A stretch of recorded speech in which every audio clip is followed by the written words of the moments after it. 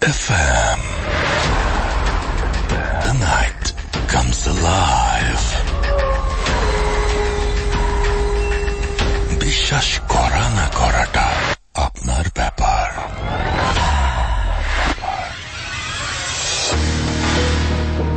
Course বিশ্বাস করা বা না করাটা আপনার ব্যাপার। ইউ লিসনিং টু রেডিও ফুর্তি এট এফএম। আমি রাসেল আছি সাথে, এবং এই মুহূর্তে ঘড়ির সময় হয়ে গেল রাত 12টা।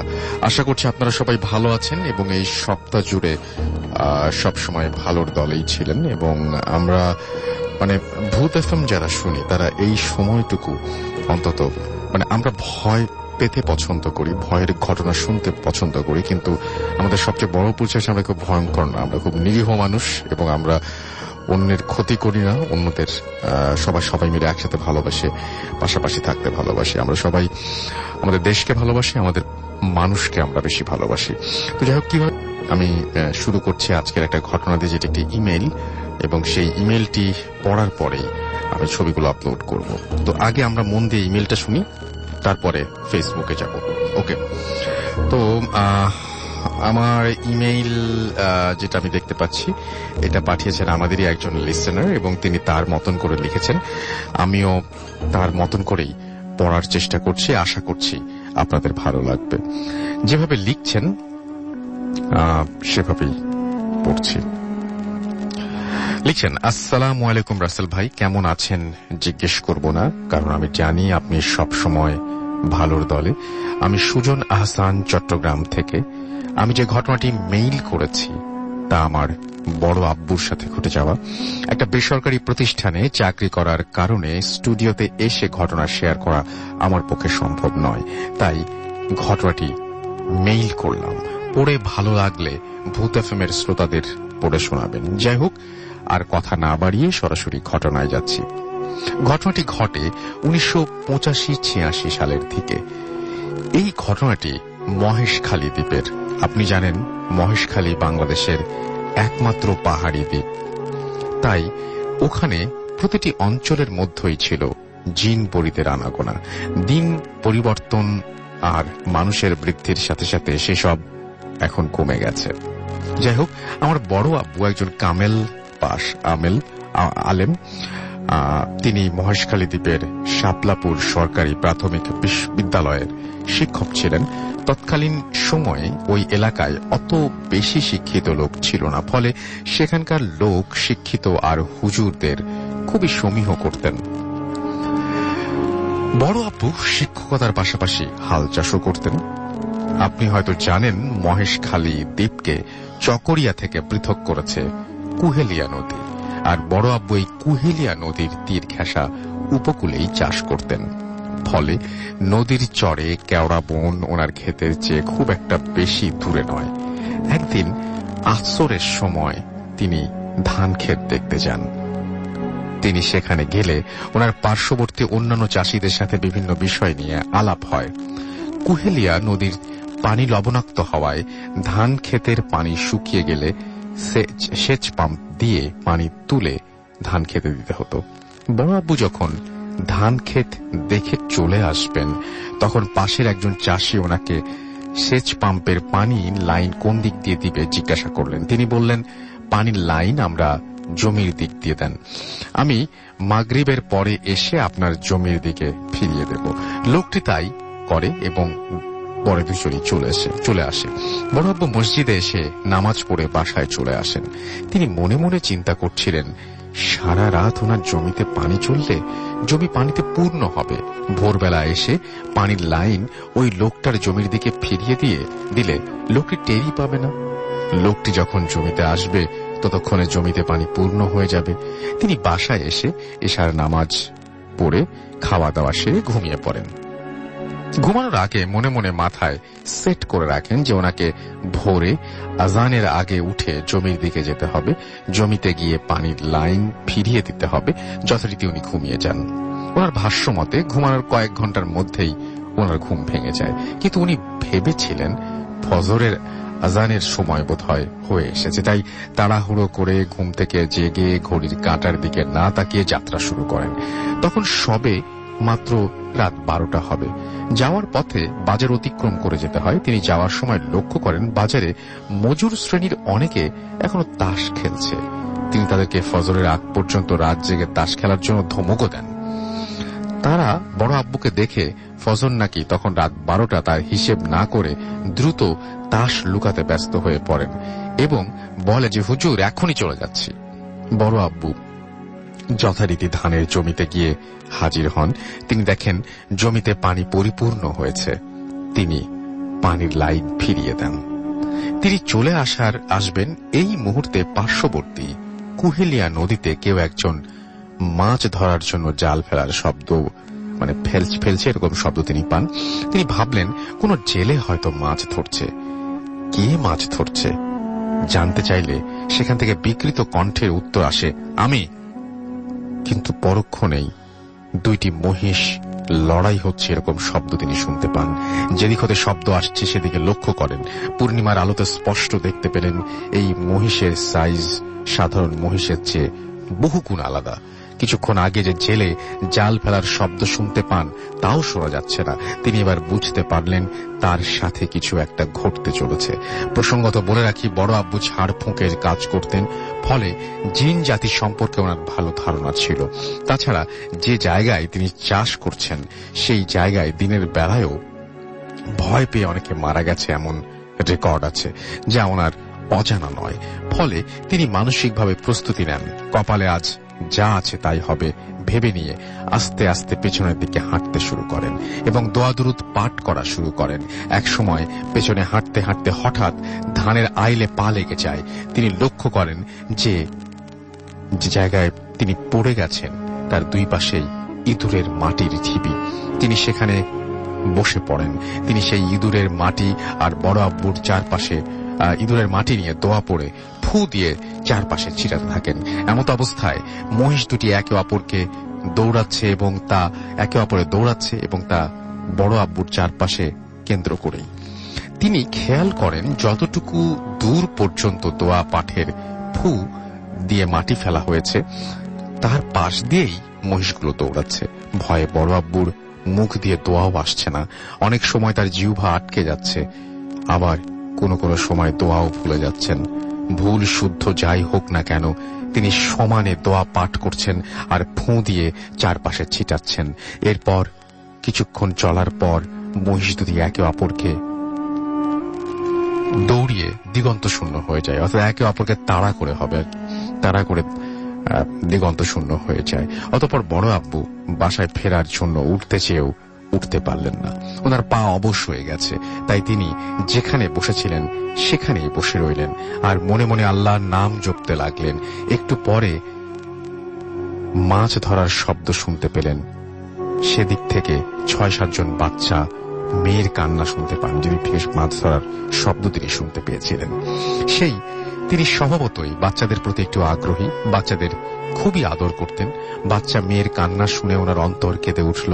ওনার পা অবশ থাকার কারণে আর কিছু একটা ঘটে যাওয়া ঘটনার কারণে ওইদিকে যাওয়ার সাহস তিনি করতে পারলেন না। এটা কি আসলেই বাচ্চার কান্না নাকি সেই মহিষ জোড়া বুঝতে পারছেন না। এত কিছু চিন্তার মাঝেও তিনি কিন্তু দোয়া পাঠ বন্ধ করেননি। কিছুক্ষণ পর পর দোয়া পড়ে ইঁদুরের মাটি ছিটাচ্ছেন। একটু পরে কান্না থেমে যায়। তিনি এবার ভাবছেন, কান্না থামলো কেন? এটা কোনো মায়াজাল নয় তো? এবারে তিনি যা শুনলেন সেটার জন্য তিনি মোটেও প্রস্তুত ছিলেন না। গত বছর ১.৫ আগে পুকুরে ডুবে যাওয়া প্রথম কন্যা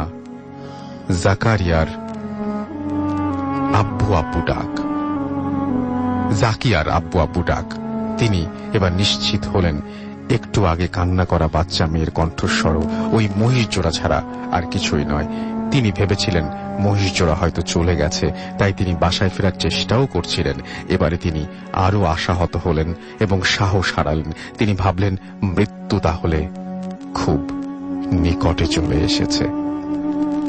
তিনি দোয়া পাঠ আর ইঁদুরের মাটি ছিটানো চালিয়ে যেতে লাগলেন। এভাবে কতক্ষণ সময় গিয়েছে তিনি বলতে পারবেন না।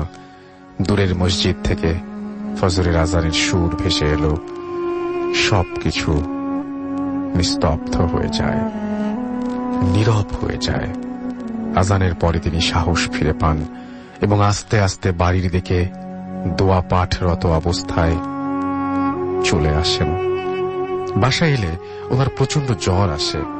পরে ওনার চেয়েও দক্ষ একজন আলেমকে দিয়ে ওনাকে ঝাড়ফুঁক করানো হয়, কিছু তদবির দেওয়া হয়। এর কিছুদিন পরে উনি সুস্থ হয়ে ওঠেন। এই ছিল ঘটনা। ভালো লাগলে শোনাবেন। আমার আরো কিছু ঘটনা আছে যা সময় করে মেইল করব। আসসালামু আলাইকুম। ওয়ালাইকুম সালাম। এবং আশা করছি যে এই ঘটনাটা আপনাদেরও ভালো লেগেছে। এখন যেটা করব সেটা হচ্ছে সরাসরি চলে যাব আমরা আমাদের প্রথম অতিথি হিসেবে আছেন আজকে আফনান ভাই, তার কাছে চলে যাব এবং তার কাছ থেকে একটা ঘটনা শুনে আসবো। আশা করছি যে এই ঘটনাটা আপনাদের অনেক বেশি ভালো লাগবে। চলুন শুরুতেই চলে যায় আফনান ভাইয়ের কাছে। আসসালামু আলাইকুম রাসেল ভাই এবং আসসালামু আলাইকুম লিসেনার্স। আশা করি সবাই ভালো আছেন। রাসেল ভাই, আজকে যেই ঘটনাটি আমি শেয়ার করব, ঘটনাটি আমার ফার্মগেট ব্রাঞ্চের একজন স্টুডেন্ট, তো নাম হলো শরীফ। তো ওর কাছ থেকে ঘটনাটি পাওয়া। ঘটনাটি ঘটেছিল ওর দাদার সাথে। ওর দাদা মানে তৎকালীন সময়ে, ঘটনাটির সময়টা ছিল 1966 সালের দিকে। ওই সময় উনি ইস্ট পাকিস্তান রেজিমেন্ট, যেটা আমরা ইস্ট বেঙ্গল রেজিমেন্ট বলি আমরা, তো ওই সময় ইস্ট পাকিস্তান রেজিমেন্টের নাম ছিল। তো ইস্ট পাকিস্তান রেজিমেন্টে উনি চাকরি করতেন। তো তখন চাকরিতে ঢুকেছেন, খুব বেশি দিন হয় নাই, অল্প কিছুদিন ঢুকেছেন। তো এর মধ্যে আসলে আমরা জানি যে 1965 সালের দিকে মানে পাকিস্তান এবং ভারতের সঙ্গে একটা যুদ্ধ হয় কাশ্মীর ইস্যুতে, এবং ওই 65 সালের যুদ্ধের প্রেক্ষাপটে কিন্তু বঙ্গবন্ধু 6 দফা দিয়েছিলেন। তার মধ্যে একটা দফা ছিল প্যারামিলিশিয়া বাহিনী গঠন, যা আমাদের আঞ্চলিক নিরাপত্তার জন্য।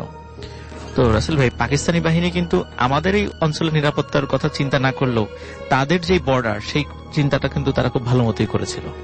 যার কারণে ওরা যে কাজটা করত, যে পাকিস্তানের পশ্চিম পাকিস্তানের যে বর্ডারটা, ওটা নিশ্চিদ্র নিরাপত্তা ব্যবস্থা জোরদার করার জন্য মানে ওদের জওয়ানদেরকে দিয়ে যতটুকু না কাজ করাতো বা যতটুকু ডিপ্লয়মেন্ট ওখানে করাতো, বাংলাদেশের ইস্ট পাকিস্তান রেজিমেন্ট থেকে জওয়ানদেরকে নিয়ে ওই দুর্গম পাহাড়ি এলাকায় তাদেরকে ডিউটি দিত। মানে ইচ্ছাকৃতভাবে তারা এই কাজটা করতো, যাতে করে ওই ঝুঁকিপূর্ণ জায়গাগুলোতে যাতে বাঙালিরা ডিউটিগুলো করে। তো ওই সময় 1966 সালের দিকে, 65 যুদ্ধ শেষ হওয়ার পর আপনার 66 সালের দিকে, তখন ইস্ট পাকিস্তান রেজিমেন্ট থেকে এক প্লাটুন সৈন্য, একজন সেকেন্ড লেফটেন্যান্টের বাঙালি অফিসারের তত্ত্বাবধানে পাকিস্তানের ডুরান্ড লাইন, যেটা রাসেল ভাই, ডুরান্ড লাইন হচ্ছে পাকিস্তান এবং আফগানিস্তানের মধ্যে সীমানা নির্ধারণকারী রেখা, যেটা অনেক আগে, প্রায় 1893 সালের দিকে ডুরান্ড লাইনটা প্রতিষ্ঠিত হয়েছিল। তৎকালীন ব্রিটিশরা এটা করেছিল। তো ওই ডুরান্ড লাইনের রাসেল ভাই একটা জায়গা আছে, সেটা হলো পেশোয়ার এবং খাইবার পাস।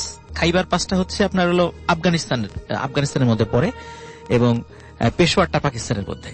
এই পেশোয়ার এবং খাইবার পাসের ঠিক মধ্যবর্তী যে ডুরান্ড লাইনের যে জায়গাটা ছিল, ওখানে খুবই দুর্গম একটা পাহাড়ি অঞ্চল ছিল। ওই জায়গাটাতে মানে পাহারা দেওয়াটা খুব কঠিন একটা কাজ ছিল। তো ওই জায়গাতে 2 প্লাটুন মানে আপনার সীমান্তরক্ষী মোতায়েন করা হয়। এর মধ্যে 1 প্লাটুন ছিল হচ্ছে পাকিস্তানি, আর 1 প্লাটুন ছিল বাংলাদেশি। তো ওখানে কোম্পানি কমান্ডার একজন পাকিস্তানি মানে মেজর ছিলেন। তো ওখানে বাংলাদেশে যে অফিসারটি সেকেন্ড লেফটেন্যান্ট পদমর্যাদা যিনি গিয়েছিলেন, তো উনি বাংলাদেশি সোলজারদেরকে নিয়ে ওখানে যাওয়ার পরে দেখা যাচ্ছে যে ওখানে মোটামুটি কোনো মতো থাকার মতো 2টা মানে বিল্ডিং এর মতো আছে। ওটাকে ঠিক আসলে বিল্ডিং ও বলা যায় না, মানে একদম মানে কোন একটা বিল্ডিং এর ভগ্নাবশেষ বলা চলে আর কি। এর মধ্যে অপেক্ষাকৃত যেটা খুবই মানে জরাজীর্ণ, এইটাতে বাঙালি সোলজারদেরকে দেওয়া হয়, যে এটাতে তারা থাকবেন। আর যেটা অপেক্ষাকৃত ভালো সুন্দর, সেটাতে পাকিস্তানি সোলজারদেরকে দেওয়া হয়।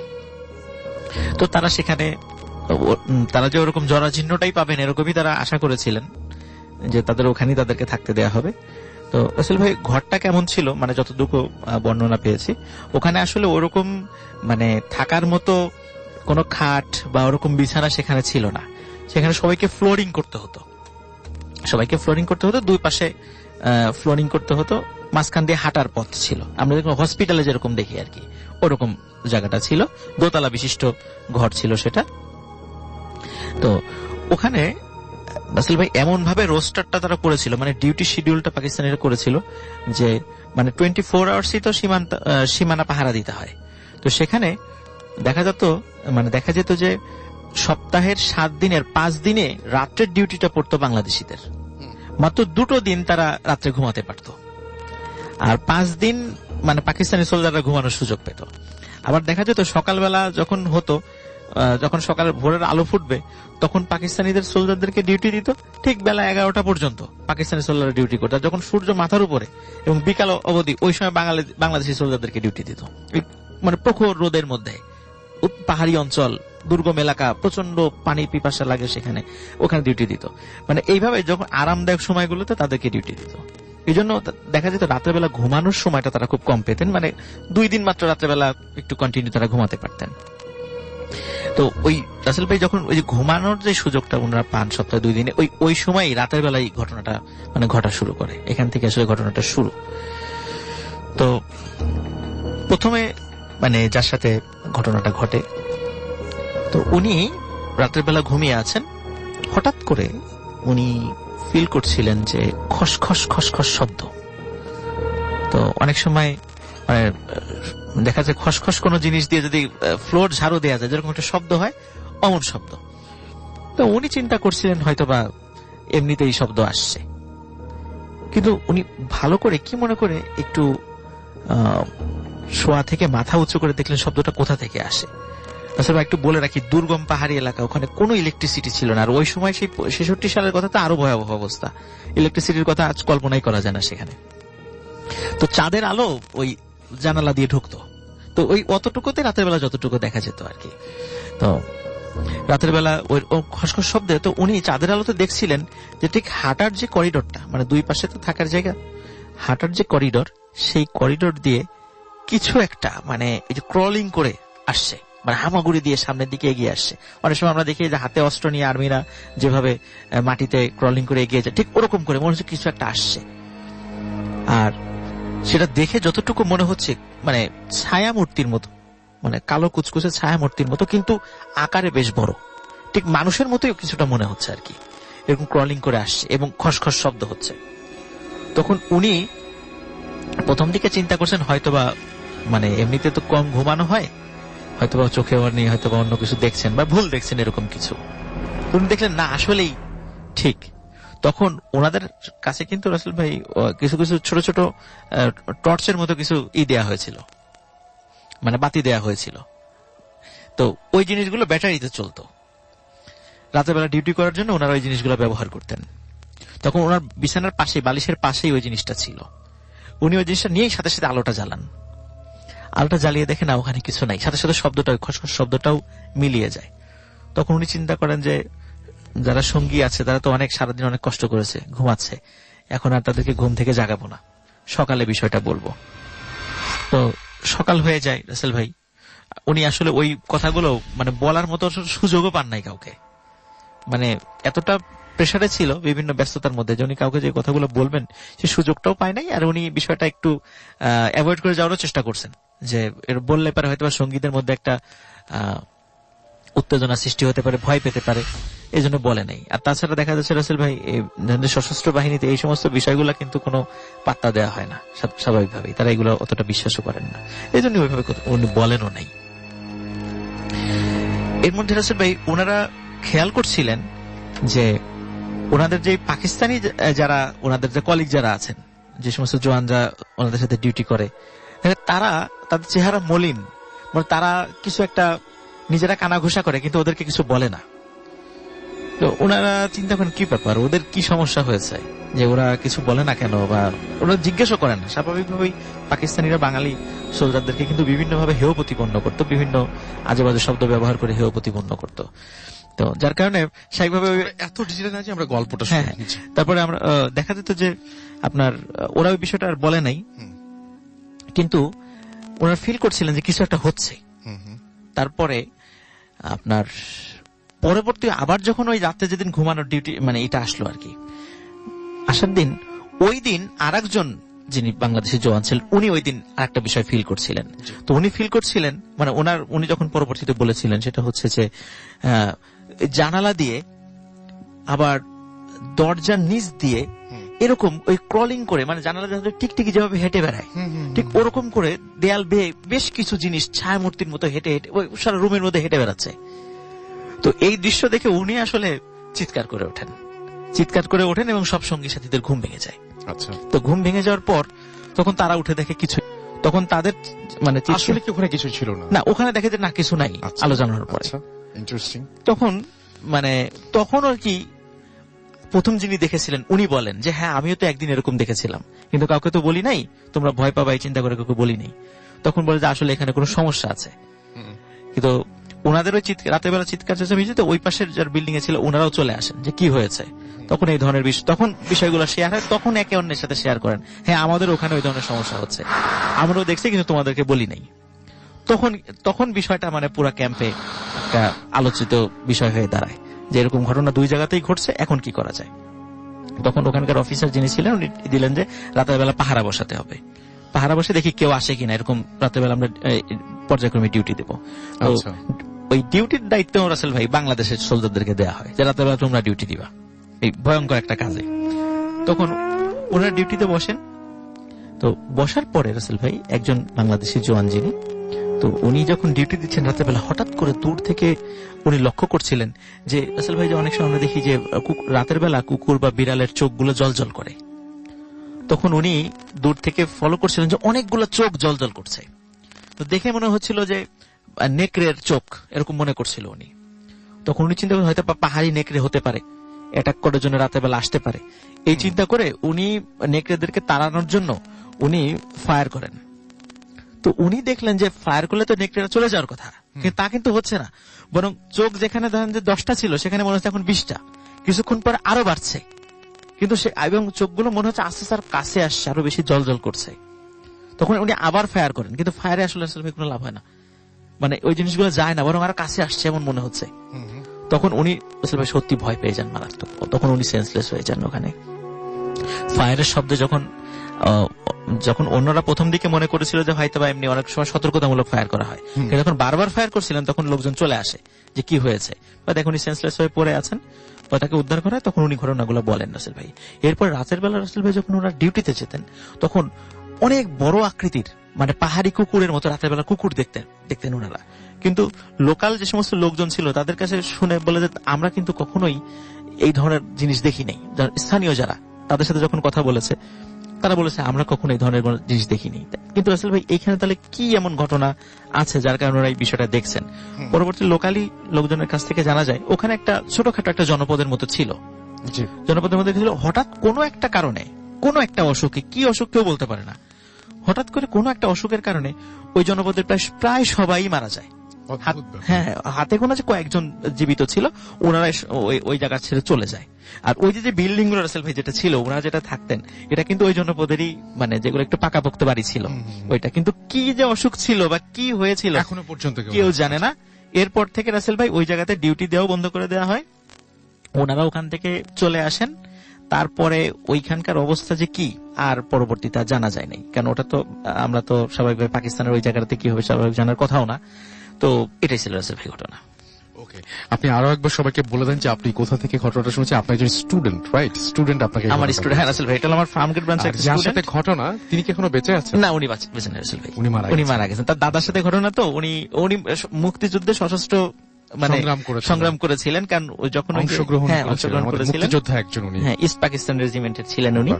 তো উনি ওই সময় ওই জায়গাটাতে গিয়েছিলেন। ওনার মানে ওই একটা এক্সপেরিয়েন্স, স্বাভাবিকভাবে আর্মির এক্সপেরিয়েন্স আসলে আমরা খুব একটা বেশি পাই না এই সমস্ত জায়গাগুলোর, কারণ ওরা এগুলো শেয়ারও করতে চায় না, শেয়ার করা উচিত না। আমি সেজন্য বললাম যে একটু সংক্ষিপ্ত করে বলতে। যাই হোক, থ্যাংক ইউ ভেরি মাচ। এবং সবচেয়ে বড় কথা হচ্ছে সেই জায়গাটা যদি আপনি কল্পনা করেন এবং ওই সময়ের ওই মুহূর্ত যদি কল্পনা করেন, যে কেউ মানে ভয় পাবেই, এটা কোনো মানে ইয়ে নাই আর কি।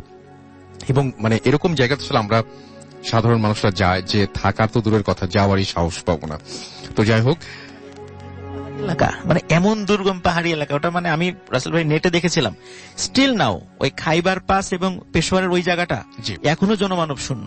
জি, থ্যাংক ইউ সো মাচ। আমি তো যাই হোক, আমরা সেটাই বলছিলাম যে ওই রকম জায়গায় মানে থাকাটা এবং ওইরকম জায়গায় এরকম কোনো কিছু দেখা আসলে একটু অন্যরকম একটা এক্সপেরিয়েন্স। তো তো যাই হোক, এখন যেটা করব সেটা হচ্ছে সরাসরি আমাদের কিছু আমাদের যে আপনারা যারা লিখছেন ফেসবুকে এবং আপনারা যে সমস্ত ঘটনা শুনে যা বলছেন সেটা একটু পড়ে আসব। এবং আমাদের এখানে অনেকেই লিখছেন দেখতে পাচ্ছি। আমাদের ইন্টারনেটের অবস্থা দেখি পড়তে পারি কিনা, ইনশাল্লাহ পড়তে পারবো। আমি অনেককেই দেখতে পাচ্ছি আমাদের এখানে লিখছেন এবং অনেকেই আমাদের সঙ্গে আছেন। আমি বরং একটু পরে আপনাদের এটা পড়ে শোনাচ্ছি। আমি দ্বিতীয় ঘটনায় চলে যাই আমাদের দ্বিতীয় অতিথির কাছে। আপনার নামটা প্লিজ একটু বলবেন, কোথা থেকে এসছেন সেটা বলবেন এবং তারপরে আপনার ঘটনায় যাব প্লিজ। ধন্যবাদ রাসেল ভাই, আসসালামু আলাইকুম। ওয়ালাইকুম সালাম। ধন্যবাদ নিসানারকে, আসসালামু আলাইকুম। তো রাসেল ভাই, আমি রাজশাহী সোহাগ, আমি মিরপুর 1 থেকে এসেছি। তো আমি আজকে যে ঘটনাটা বলবো সেই ঘটনাটা আমার নিজের সাথে, এর আগেও আমি বলেছি রাসেল ভাই যে আমার নিজের সাথে এমন কিছু ঘটনা ঘটে যেগুলা আমি আপনাকে এর আগে বলেছিলাম। তো সেরকমই একটা ঘটনা। আমি এই ঘটনায় যাওয়ার আগে একটা ছোট্ট একটা ব্রিজের নাম বলবো, যে ব্রিজটা হচ্ছে সালেপুর ব্রিজ। মানে আমরা ঢাকা থেকে বের হওয়ার সময় আমিনবাজার নামের একটা জায়গা পড়ে, এই জায়গার পরে এই ব্রিজটার অবস্থান। ছোট্ট একটা ব্রিজ, কিন্তু এই ছোট্ট একটা ব্রিজ সম্বন্ধে যদি আমি একটু বলতে চাই তাহলে ব্রিজটা সম্বন্ধে এরকম হবে যে আমি অনেক ড্রাইভার বা অনেক পিকআপ ভ্যান ড্রাইভার এদেরকে আমি জিজ্ঞেস করেছিলাম, মানে আমার ঘটনার পরে আমি জিজ্ঞেস করেছিলাম যে অ্যাকচুয়ালি এই ব্রিজটার এখানে কি হয়। তো ওনারা এরকম ভাবে আমাকে বর্ণনা করেছিল যে মাঝে মাঝে অনেক রাত্রে যখন গাড়ি চালিয়ে নিয়ে আসে তখন অনেক ড্রাইভার দেখে যে ব্রিজটা 3টা মনে হয়, 2টা মনে হয়। মানে এটা কি হ্যালুসিনেশন বা ভুল কিছু সেটা না, কারণ কিছুদিন আগেও অলমোস্ট আগস্টের 20 বা 22 তারিখের দিকে ওখানে একটা অ্যাক্সিডেন্ট হয়েছিল। একটা কার প্রাইভেট কার 3 জন যাত্রী সহ ওই ব্রিজ থেকে নিচে পড়ে যায়। অলমোস্ট এখন অবধি কোনো মানুষ বা ওই কারটার কোনো হদিস পাওয়া যায় না। এখানে অনেকগুলো কোস্টার স্পিড বোর্ড নিয়ে আসছিল, নৌবাহিনীর থেকে লোক নিয়ে আসছিল, বাট এখানে এতটুকু একটা জায়গার মধ্যে কিভাবে এই প্রাইভেট কারটা হারিয়ে গেল, কোথায় হারালো কেউ জানে না। আমার সামনেই একদম এটা মানে ঘটনাটা ঘটেছে কিছুদিন আগে, মানে এই অগস্টের 20-22 তারিখের দিকে এই ঘটনাটা ঘটেছে, 2 মাস আগে, 2-1.5 মাস আগে। সো আমার ঘটনা যেটা সেটা হচ্ছে এই ব্রিজের এখানেই। এটা হচ্ছে এপ্রিল এই 2019 এপ্রিলে আমার এই ঘটনাটা ঘটে। তখন সেই দিনকে আমি যে কাজটা করেছিলাম, আমার ফ্রেন্ডের ওখানে গিয়েছিলাম। আমার ফ্রেন্ডের বাড়িটা ছিল সাভার উপজেলা তেঁতুলঝড়া ইউনিয়নে। তো আমি কোনো একটা কাজে সেখানে গেছিলাম, দেন ওখানে কাজটা সারতে আমার রাত্রি হয়ে যায়, অ্যাজ লাইক 10:45 বেজে যায়। তো আমি আমার ফ্রেন্ডকে বললাম যে আমি রাত্রে তো থাকবো না, আমি চলে যাব। তখন আমার ফ্রেন্ড বলছে কি যে এটা তো ঠিক হলো না, কেমন হলো, তো 10:45 বাজছে, তুমি এখন কিভাবে যাবা? তখন বাইরে বের হয়ে দেখছি ঝিপঝিপ করে বৃষ্টি হচ্ছে। তো আমি কোনোভাবে হেমায়তপুর মানে বাজারে ওখানে চলে আসি, তেঁতুলঝড়া ইউনিয়নের ওখান থেকে হেমায়তপুর বাজারে চলে আসলাম। ওখানে আস্তে আস্তে আমার মোটামুটি 10:15 বেজে যায়। তো 10:15 বেজে যাচ্ছে, এরপরে দেখছি আমি যেটা ছোট ছোট যে চায়ের দোকানগুলা, যেহেতু রাত্রে বৃষ্টি হচ্ছে চায়ের দোকানগুলা বন্ধ হয়ে গেছে। আর গুটি কয়েক কিছু লোক যেগুলো আছে রাস্তার পাশে হাঁটাহাঁটি করছে, এরাও আস্তে আস্তে আস্তে আস্তে সবাই চলে যাচ্ছে। আমি রাস্তার পাশে দাঁড়িয়ে আছি, ওই হেমায়তপুরের যে ব্রিজ আছে ওভারব্রিজটা, এই ওভারব্রিজের নিচে দাঁড়িয়ে আছি, বাট কোনো লোকাল গাড়ি আসছে না। আমি অলমোস্ট খেয়াল করছি এখানে অনেক বড় বড় গাড়িগুলো যেটা 900 কোচ এগুলো চলে যাচ্ছে, বাট লোকাল গাড়িগুলো একটাও আসছে না। অলমোস্ট যখন 11:15 বাজে তখন দেখছি একটা রিক্সাওয়ালা হেমায়তপুর ওই দিক থেকে আসছে, মানে আমিনবাজারের দিকে যাচ্ছে। সো আমি রিক্সাওয়ালাকে ডাকলাম। রিক্সাওয়ালা যখন কাছে আসলো আমার, তখন আমি দেখছি যে রিক্সাওয়ালার গোটা গায়ে, মানে আমি এটা খেয়াল করেছি বাট রিক্সাওয়ালাকে সেইভাবে খেয়াল করিনি, যে রিক্সাওয়ালার গোটা গায়ে প্লাস্টিক দিয়ে জড়ানো। আপনাকে একটা কথা বলি রাসেল ভাই, যেটা হচ্ছে যে বৃষ্টি হলে যেরকম ভাবে জড়ানো থাকে এরকম কিছু না, মানে বৃষ্টি হলে আমরা কি একটা প্লাস্টিক পরে নিলাম, প্লাস্টিকটা ফাঁকা থাকে না, পুরে প্লাস্টিকটা ফাঁকা থাকে, গায়ের সাথে টাচ করে না, এরকম একবারে ইজি থাকে। বাট ওই রিক্সাওয়ালার শরীরে প্লাস্টিকটা একেবারে জড়ানো, মনে হচ্ছে কেউ একজন জড়াই দিয়েছে, এরকম। সো আমি এটা কোনো কিছু মনে করিনি, যেহেতু বৃষ্টি হচ্ছে আমি রিক্সায় উঠে গেলাম। উঠে যেয়ে বললাম যে মামা আমি আমিনবাজারে যাব। উনি আমাকে বললো, শুধুমাত্র বললো কি যে উঠেন, বাস এটুকুই, আর কিছু না। পরে আমি রিক্সায় উঠার পরে যখন রিক্সা চলতে লাগছে তখন আমি জিজ্ঞেস করলাম যে মামা কি ব্যাপার, তোমার গায়ে এভাবে মানে প্লাস্টিক গুলো জড়ানো কেন? সে আমাকে কোনো উত্তর করলো না, রিক্সা চালিয়ে যাচ্ছে। আমি আস্তে আস্তে যে ব্রিজের কথা বললাম একটু আগে, যে সালেপুর ব্রিজ, এই ব্রিজ থেকে মোটামুটি 70 গজ বা 80 গজ দূরে, ব্রিজ থেকে এত দূর ডিস্টেন্সে এসে রিক্সাওয়ালা আমাকে বলছে কি যে মামা আমি আর যাব না, আমার রিক্সায় চার্জ নেই। আমি আশ্চর্য হয়ে গেলাম, তখন বাজে রাত্রি 12টা। তখন 12টা বাজে, আমি আশ্চর্য হয়ে গেছি। তখন আমি বলছি যে কি ব্যাপার মামা, আপনি এই কথা বলছেন কিছু না, এখন আমি এই রাত্রে আমি কোথায় যাব আপনি বলতে পারেন, আমি কিভাবে যাব? তখন বলছে আমি জানি না। তখন বলছে তাহলে আমি ভাড়া দিব না, আমি আপনাকে যতটুকু এসছেন ততটুকু ভাড়া দিব।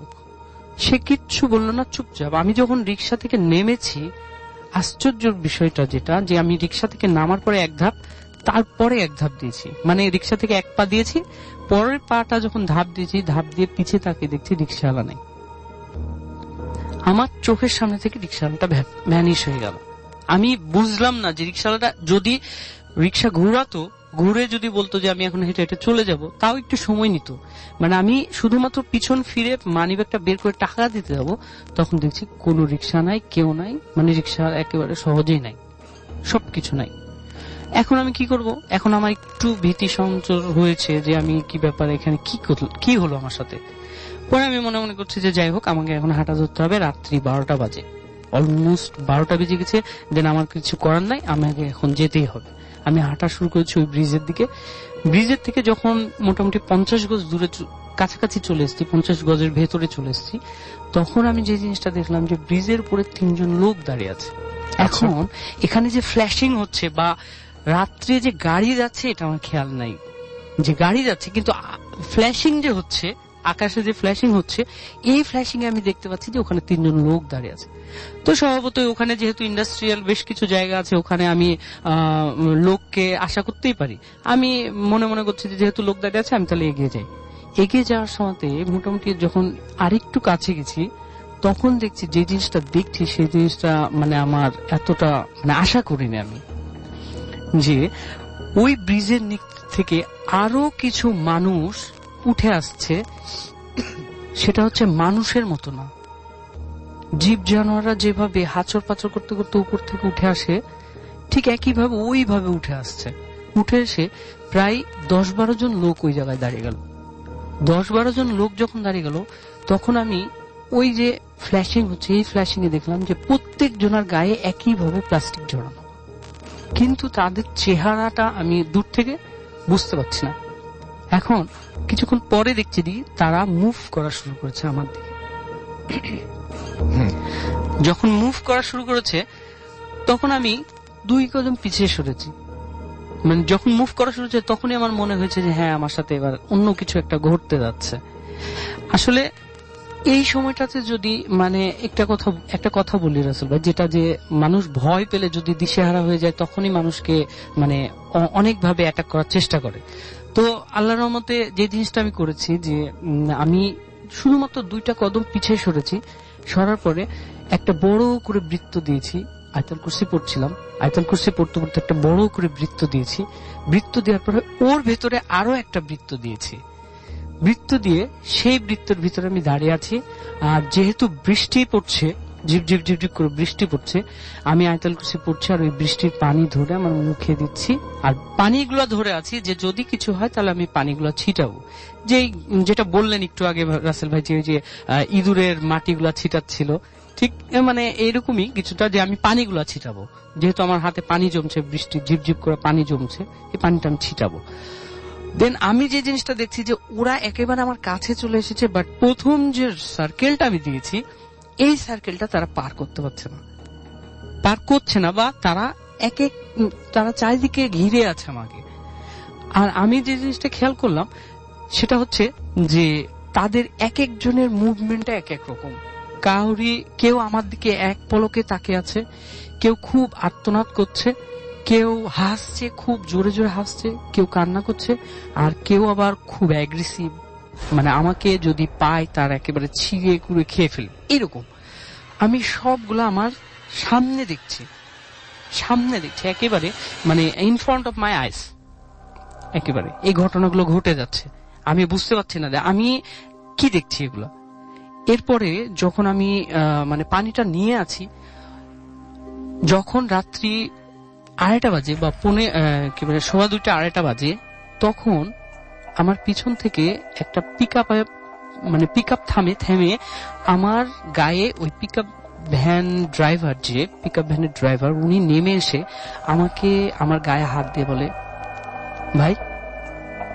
প্রথমবার যখন বলে আমার কোনো সেন্স নাই, পরের বার যখন একটু জোরে করে ধাক্কা দেয় তখন আমি চমকে উঠি। একেবারে মনে হচ্ছে যে আমার ভেতরে আমার হার্টবিটটা মনে হচ্ছে বন্ধ হয়েছিল, উনি ফোর্স করার সাথে সাথে আমার হার্টবিটটা চলে এসেছে এইরকম। আচ্ছা, দেন আমি ওনাকে বলছি, উনি আমাকে জিজ্ঞেস করছে যে ভাই আপনি এত রাত্রে এখানে কি করছেন, আর আপনি বৃষ্টির মধ্যে দাঁড়িয়ে আছেন কিসের জন্য, বৃষ্টির মধ্যে কেন দাঁড়িয়ে আছেন? আমি তখন ওনাকে বললাম যে কেন ভাই, আপনি কি আমার সামনে কাউকে দেখেননি? তখন উনি আমাকে বলছে যে না। যখন তিনি আমাকে বললেন যে না, তখন ওনাকে আমি আর কিছু বলিনি। তখন আমি বলছি, উনি আমাকে জিজ্ঞেস করলো যে আপনি কোথায় যাবেন, তখন আমি মিরপুর 1 যাব। আনফরচুনেটলি ওই লোকটাও মিরপুর 1 যাবে। তখন আমাকে বলল যে আপনি আমার গাড়িতে উঠে বসেন, আমি আপনাকে ড্রপ করে দিচ্ছি। একটা জিনিস কি রাসেল ভাই, আপনি মাঝে মাঝে যে কথাটা বলেন যে বিশ্বাস করা বা না করাটা আপনার ব্যাপার, যে কথাটা বলেন, অ্যাকচুয়ালি যারা ভুক্তভোগী ভিকটিম যারা, তারা জানে যে অ্যাকচুয়ালি জিনিসটা কি হয়। আর ওই যে লোকটা আমাকে নিয়ে এসে 1 নম্বরে নামিয়ে দিল, আর যে লোকটা আমাকে রিকশায় করে নিয়ে আসছিল, এই দুটার মধ্যে পার্থক্য তো এখন একেবারে পরিষ্কার যে একজন আমার ভালো করার জন্য চেষ্টা করেছে, একজন আমার খারাপ করার চেষ্টা করেছে। আমি এর আগে শোতেও বলেছিলাম, আপনার মনে আছে, যে আমার একটা হুজুর, রাজশাহীতে আমার যে হুজুর আছেন, উনি আমাকে বলেছিল যে সোহাগ, তুমি যেখানেই জানো কেন, কোনো একটা শক্তি তোমাকে আয়ত্ত করার চেষ্টা করে বাট পারে না। এরকমও যদি কিছু হয়, তারপরও সেই দিনও হয়তো রাত্রে, বাট দে আর ট্রাইং, আমাকে আয়ত্ত করার চেষ্টা করেছে বাট পারেনি। আসলে আমি যে জিনিসটা বলতে চাই যে যারা এই জিনিসগুলো দেখে, সামনাসামনি দেখে, তাদেরকে অনেকেই কিন্তু হেয় প্রতিপন্ন করে যে মিথ্যা কথা, বানানো কথা। কিন্তু একজন মানুষ কতটা বানাতে পারে? আমার লিসেনারদের কাছে প্রশ্ন যে একজন মানুষ কতটা বানাতে পারে। ঠিক আছে, এই ছিল আমার ঘটনা। ধন্যবাদ ভাই। Thank you so much. আপনাকে ঘটনার জন্য আপনাকে অনেক ধন্যবাদ। চলে যাচ্ছি আবারও আফনান ভাইয়ের কাছে এবং তার যে দ্বিতীয় ঘটনাটি সেটা শুনে আসবো। আশা করছি এই ঘটনাটা আপনাদের কাছে অনেক ভালো লাগবে। চলুন। আসসালামু আলাইকুম লিসেনার্স। আসলে ভাই এই ঘটনাটা বেশ ছোট, মানে একদম বেশ ছোট, একদম ছোট ঘটনা। তো বেসিক্যালি এই ঘটনাটি আসলে আমার বলার কথা ছিল না, আপনার সঙ্গে একজনের আসার কথা ছিল। খুলনা থেকে যে সাধারণত যে স্টোরিগুলো যারা আমাকে সাধারণত দেয়, ওদেরই একজন আসার কথা ছিল, কোনো কারণে আসতে পারে নাই। ওর রিকোয়েস্টে ওই ঘটনাটি আজকে আমি আজকে সেকেন্ড স্টোরি হিসেবে বলবো। স্টোরিটা ছোট, স্টোরিটা একটা লাশের ঘটনা। ঘটনাটির সময় ছিল রাসেল ভাই 2004 সালের দিকে। খুলনার দাকোপ উপজেলার বৈটাঘাটা গ্রামের ঘটনা এটা। তো একজন ভ্যান চালকের সাথে ঘটনাটি ঘটে। ঘটনার কিছু অংশ রাসেল ভাই একটু কমন, আমি আগে থেকে বলে দিলাম। সাধারণত বিষয়টা একটু কমন, এই জন্য বলছিলেন যে ঘটনাটা একটু কমন আর কি। সাধারণত আমি একটু অ্যাভয়েড করে যাই কমন বিষয়গুলো, তারপর আজকে বলছি আর কি। আশা করি লিসেনারদের ভালো লাগবে আর কি। তো ঘটনাটি যার সঙ্গে ঘটেছিল একজন ভ্যান চালক। উনি শুধু যে ভ্যানে বিভিন্ন মালটাল টানতেন তা না, অনেক সময় দেখা যেত যে অসুস্থ রোগী, এমনকি যদি কখনো পুলিশ খবর দিত, বিভিন্ন লাশও উনি ওনার ভ্যানে নিয়ে আসতেন আর কি, বিভিন্ন গ্রামে উনি পৌঁছে দিতেন। তো 2004 সালে একটা পুরুষ মানুষ, উনি বিষ খেয়ে আত্মহত্যা করেছিলেন। তো তার লাশটি খুলনা সদর যে হসপিটাল, সেই সদর হসপিটালে পোস্টমর্টেম বা আনুষঙ্গিক কাজটা শেষ করতে করতে বেশ রাত হয়ে যায়। তো উনি খুব সাহসী লোক ছিলেন এবং অত্র এলাকায় ওনার বেশ সুনাম ছিল, খুব ইয়াং ম্যান ছিলেন আর কি। তো যার কারণে লাশ পুলিশ পরিবারকে বুঝিয়ে দেন। তো পরিবার বলেন যে আমরা অন্য একটা ভ্যানে চলে আসতেছি, তুমি লাশটা নিয়ে চলে আসো তাড়াতাড়ি। তো উনি বলেন যে আমার সাথে অন্য কোনো লোকের প্রয়োজন নাই, আপনারা নিশ্চিন্ত মনে বাসায় চলে যান, আমি লাশ নিয়ে চলে আসছি। তো সবাই বিশ্বাস করে তারা আগে আগে বাসায় চলে যান, লাশের অপেক্ষা করছিলেন বাড়িতে গিয়ে। তো উনি একাই লাশ নিয়ে আসছিলেন। তো কোনো কারণে ওনার প্রতিমধ্যে ওনার ভ্যানটা আবার একটু খারাপ হয়ে যায়, যার কারণে ও সেটা আবার মেরামত করে আবার ফিরতে ফিরতে আরেকটু দেরি, ঘন্টাখানেক দেরি হয়ে যায় আর কি, বেশ লেট হয়ে যায়। এটা আসলে অনাকাঙ্ক্ষিত ছিল যে এটা হবে, এমনিতেই টায়ার পাংচার হয়ে যায়, এগুলো ঠিকঠাক করতে। আবার সন্ধ্যার পরে একটু গ্রাম অঞ্চল, মেকারও পাওয়া যাচ্ছিল না, এই জন্য একটু দেরি হয়ে যায় আর কি। তো উনি যখন ফিরছিলেন লাশ নিয়ে, তো ওই বৈঠাঘাটা গ্রামের মানে মাঝখান দিয়ে চলে গেছে, একটা খুব ভালো রাস্তা আর কি, পাকা রাস্তা। তো একটা জায়গায় একটা ব্রিজ রয়েছে, তো ব্রিজে ওঠার সময় বেশ মানে একটু উঁচু হয়ে ব্রিজে উঠতে হবে এবং নামার সময় আবার বেশ ঢালু।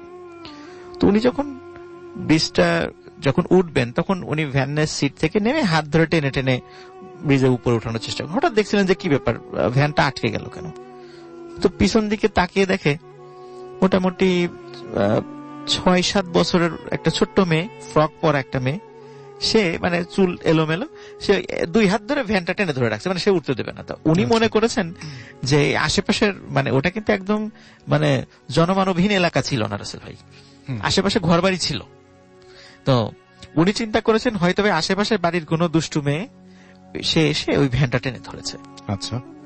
তো উনি খুব বকাঝকা করেন, এই এত রাত্রে কি করো, যাও চলে যাও, এরকম বলে দেখে সে মেয়েটা ছেড়ে দিয়ে আবার দৌড়ে চলে গেল। তো উনি চিন্তা করেন যাক আপদ বিদায় হয়েছে। তখন উনি স্বাভাবিকভাবেই ভ্যানটা ব্রিজে উঠিয়ে আবার ভ্যানে উঠে যখন নামা শুরু করেন, বেশ দ্রুত গতিতেই ভ্যানটা নামছিল। তো হঠাৎ করে উনি চিন্তা করলেন কি ব্যাপার, ভ্যানে একটু ভার বেশি মনে হচ্ছে আগের থেকে। তো পিছন দিকে তাকিয়ে দেখেন ওই মেয়েটা ভ্যানের পিছনে মানে বসে আছে এবং পা দুলিয়ে বেশ মানে আয়েশ করে বসে আছে। তো উনি ওই ভ্যান দ্রুত গতিতে যাচ্ছিল, উনি ভ্যানটা একটু গতি কমিয়ে দিয়ে ব্রেক করে সাইডে নিয়ে এসে তখন বলেন, এই তুমি এখানে কি চাও, কি করো? তো ওই মেয়েটা কিছুই বলে না, শুধু হাসে আর কিছু বলে না। তো উনি বেশ আরো বকাঝকা করলেন যে যাও চলে যাও, তো তাও যায় না। শেষ পর্যন্ত উনি মানে এতটাই বিরক্ত হন যে উনি ভ্যানটা রেখে রাস্তার পাশে গিয়ে একটা লাঠি ভাঙেন, একটা মানে গাছ ভেঙে একটা লাঠি তৈরি করে ওকে তাড়া করেন। বেশ দেখে যায় মেয়েটা আবার চলে গেল, ওই লাঠি মানে তাড়া খেয়ে চলে গেল। তো উনি আবার ভ্যান চালানো শুরু করেন। তো এখন রাসেল ভাই আর একটা অদ্ভুত ঘটনা ঘটে, সেটা হচ্ছে উনি হঠাৎ করে কি মনে হচ্ছে পিছনে একটু নড়াচড়ার শব্দ। তো পিছন দিকে তাকিয়ে দেখেন ওই মেয়েটি ওনার ঠিক পিছনে বসে আছে, এবং সাধারণত ভ্যানে একদম ড্রাইভারের দুপাশে কিন্তু আমরা বসার জায়গা আছে ভ্যানে। ভ্যান কিন্তু রাসেল ভাই রানিং চলা অবস্থায় কিন্তু কখনো ড্রাইভারের ওই পাশে বসা যায় না, থামার পরে তারপর উঠে বসতে হয় ধীরে সুস্থে। দেখে ওই মেয়েটি ওনার ঠিক পিছনে ওইভাবে বসে আছে। তো উনি এইবার রাসেল ভাই খুব ভয় পান। প্রথম দিকে উনি দুই সময় কখনোই মনে হয় নাই যে এটা অন্য কিছু হতে পারে। এখন উনি ভয় পান যে কি ব্যাপার, এরকম তো আসলে বসার কথা না, এটা নিশ্চয়ই অন্য কিছু। তো উনি দ্রুত ভ্যান থামিয়ে লাফ দিয়ে ভ্যান থেকে নেমে যান। নেমে যাওয়ার পরে তখন উনি তারপর একটু মনে সাহস সঞ্চয় করে বলতে থাকেন, এই তুমি কে, বলো। সে কিছুই বলে না। তারপর উনি আবার একটু মনে সাহস করে আয়াতুল কুরসি পড়ে ওই মেয়েটাকে আবার তাড়া করা শুরু করেন। রাসেল ভাই উনি দেখছিলেন যে মেয়েটা আবার দৌড়ে সে ব্রিজের উপর উঠে গেল, এবং ব্রিজের উপরে উঠে যাওয়ার পরে ব্রিজের দুই পাশটা সাধারণত রাসেল ভাই একটু উঁচু থাকে। তো ওই মেয়েটা নিচ দিয়ে তো পানি প্রবাহিত হচ্ছিল, মেয়েটা ওই উঁচু জায়গায় গেল এবং সুন্দর করে ওই পাশ থেকে সে ব্রিজের নিচের দিকে নেমে গেল। ঠিক যেমন রাসেল ভাই এমন যে বিল্ডিং এর ছাদ যেখানে শেষ হয়ে গেছে সেখান থেকে কেউ একজন হেঁটে আবার নিচে নেমে গেছে, ঠিক যেমন টিকটিকি বা মাকড়সা যেভাবে নেমে যায়। এবং দেখে কি ওই মেয়েটা ওই ব্রিজের পাশ থেকে নেমে ব্রিজের নিচ দিয়ে হেঁটে মানে স্পাইডারম্যানের মতো মানে মাথা নিচে দিয়ে হেঁটে আবার ওই পাশ দিয়ে উঠছে, মানে মনে হয় বৃত্তাকারে ব্রিজটাকে প্রদক্ষিণ করছে, এরকম কয়েকবার করছে। তখন রাসেল ভাই উনি এতটা ভয় পান, বলছেন উনি এইবার খুব সাংঘাতিক কোনো কিছু একটা খপ্পরে পড়ে গেছেন। তো যেহেতু রাসেল ভাই প্রথমে বললাম জায়গাটা কিন্তু একদম জনমানব শূন্য ছিল না, আশেপাশে ঘরবাড়ি ছিল, তো উনি ওখানে ভ্যানটা রেখে দ্রুত বিভিন্ন বাড়ির যেদিকে আছে ঘরবাড়ি ওদিকে চলে যান। ওদিকে গিয়ে লোকজনের ডাকাডাকি করেন, কিছু লোককে বলেন যে এই সমস্যা, আপনারা একটু সাথে আসেন, আমার সাথে একটা লাশ আছে, আপনাদেরই গ্রামের লোক, আর একটু সামনে। তখন ওরা সেই বাড়ির যারা আছে চিনতে পারেন যে হ্যাঁ ওই বাড়িতে একজন লোক মারা গেছে, ও তার লাশ, আচ্ছা চলো যাই। তো ওনারাও আসেন, এসে দেখেন ওখানে ভ্যান বা লাশ কোনোটাই পাওয়া যাচ্ছে না। তো খুঁজতে খুঁজতে দেখা যাচ্ছে ওই পিছন দিকে ব্রিজের পাশে ওনার ভ্যান এবং লাশটা পড়ে আছে। তো লাশটা সবাই মিলে ভ্যান এবং লাশটা টেনে তুলেন উপরে। তো টেনে তোলার পরে রাসেল ভাই খেয়াল করেন যে লাশের হাত, তারপর পায়ের কাছে এবং ঘাড়ের কাছে মাংস খুবলে কেউ যেন উঠিয়ে নিয়েছে। তো সবাই বললো হয়তো বা এখানে শিয়াল বা কুকুর বা এই কাজটা করেছে, সবাই এতটুকুই বললেন। কিন্তু রাসেল ভাই মনে হচ্ছিল যে ঠিক মানে চাকু দিয়ে কেটে নিলে যেমন হয়, মানে অন্য জায়গায় অন্য শিয়াল বা অন্য কিছু কামড় দিলে তো আঁচড়ের দাগটা এরকম কিছু থাকে, ওরকম মনে হচ্ছে চাকু দিয়ে খুব সুন্দর ভাবে এটা কেটে নিয়ে গেছে, মানে মসৃণ ভাবে কেটে নিয়ে গেছে। তো এরপরে রাসেল ভাই উনি লাশ নিয়ে যান, পরিবারের কাছে সব ঘটনা বলেন, তার এই ধরনের দুর্ঘটনার জন্য ক্ষমা প্রার্থনা করেন। পরিবারের লোক যাক ভাই সমস্যা নেই, আপনি বেঁচে ফিরছেন, এটাই শুকরিয়া, তারাও বিষয়টা স্বাভাবিকভাবেই নেন আর কি। তো রাসেল ভাই এটাই ছিল ঘটনাটি কালেক্ট করার জন্য সৈকত তারপরে রূপম আমাকে খুব হেল্প করেছে। ঘটনাটি আরো মাঝে ভুলে গেছিলাম আর কি, পরে আবার আমি ওদের কাছ থেকে শুনে নিয়েছি। ওদেরকে অসংখ্য ধন্যবাদ গল্পটি দেওয়ার জন্য। এই ছিল রাসেল ভাই আমার সেকেন্ড স্টোরি।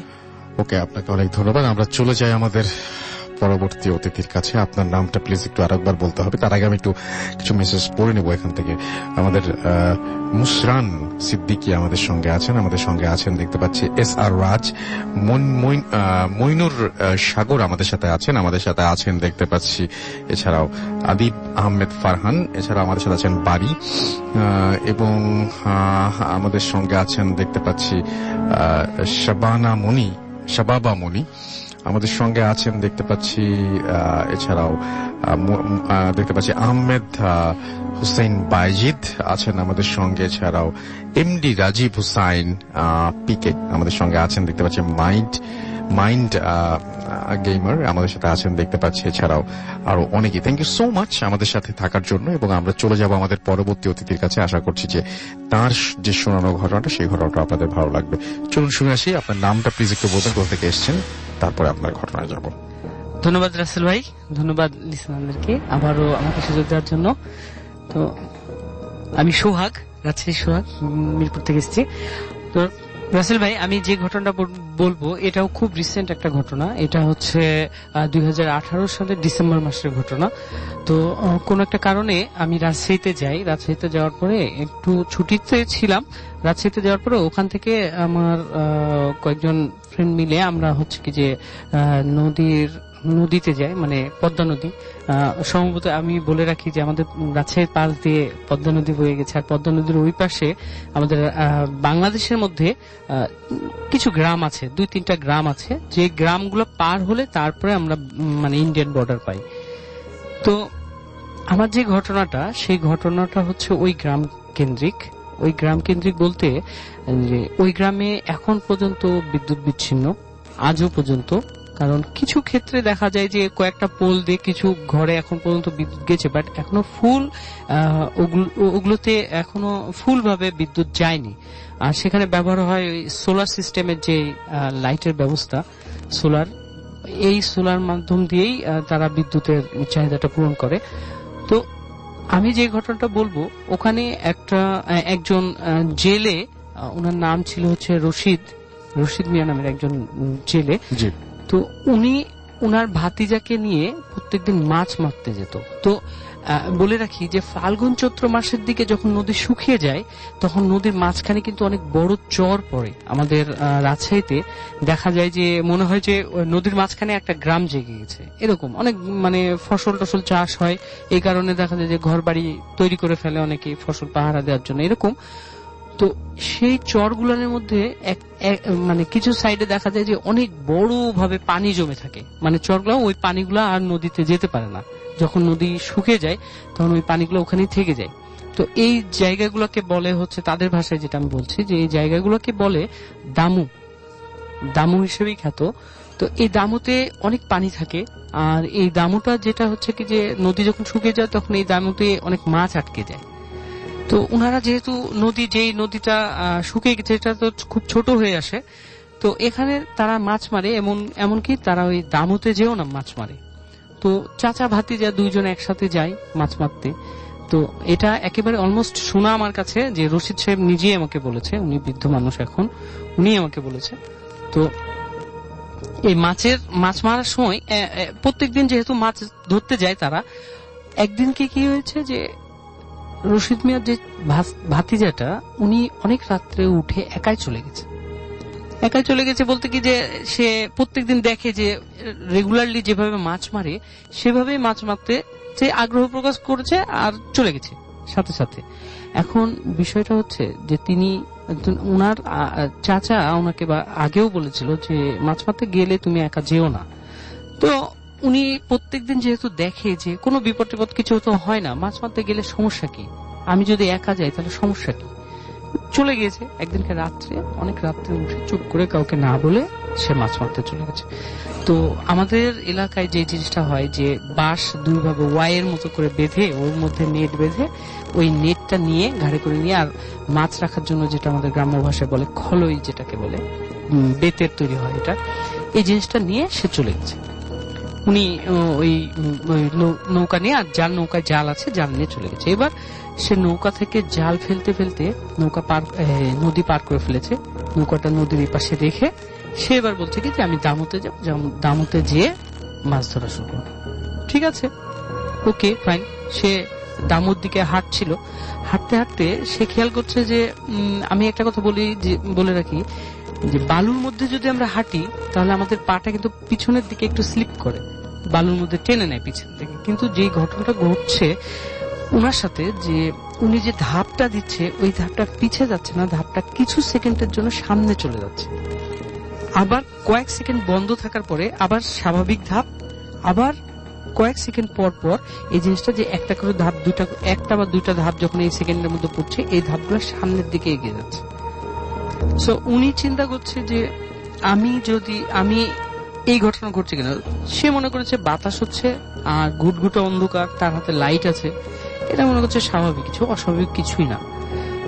সে দামুর কাছে একবার যখন কাছাকাছি চলে গেছে, কাছাকাছি যাওয়ার পরে সে পায়ের এক কবজি অব্দি পানিতে নেমে গেছে। নামার পরে সে খেয়াল করছে যে তার 2-3 সেকেন্ডের জন্য যেটা হচ্ছে যে পায়ের কাছে এক কবজি পানি কিন্তু অনেকখানি পানি, ঠিক আছে, যেটা বলছিলাম যে এক কবজি পানি পর্যন্ত নেমে যাওয়ার পরে দেখছে কি 2-3 সেকেন্ডের জন্য ওই পানিগুলো তার পা থেকে দূরে চলে যাচ্ছে। ঠিক 2-1 সেকেন্ডের মধ্যে আবার পানিগুলো চলে আসছে। তখন সে ভাবছে যে এত তো বাতাস হচ্ছে না যে পানিগুলো এত দূরে চলে যাচ্ছে আর আবার চলে আসছে। তখন সে মনে মনে একটু ভীতু সংযুক্ত হচ্ছে যে কি ব্যাপার, কি হচ্ছে। এরপরে সে যখন পায়ের দিকে লাইট মারে তখন এবার দেখছে কি যে সে যেখানে দাঁড়িয়ে আছে ঠিক 2-3 সেকেন্ড পর পর সে নিজেই মুভ করছে, মানে যে বালুর উপরে দাঁড়িয়ে আছে সে নিজেই মুভ করছে। এবার মানে তাকে টেনে নিয়ে যাচ্ছে, যেটাকে বলা হয় আমাদের গ্রাম্য ভাষায় যেটাকে বলা হয় যে টেনে নিয়ে যাচ্ছে। আবার কি হচ্ছে যে 2-3 সেকেন্ড পর থেমে যাচ্ছে, আবার 2-3 সেকেন্ড পর আবার একটু যাচ্ছে। এইভাবে যেহেতু চরের মধ্যে অনেক ঘুটঘুটা অন্ধকার থাকে আর ওখানে তো দাম অন্ধকার, চারিদিকে অন্ধকার, তখন সে চারিদিকে এবার লাইট দেওয়া শুরু করেছে।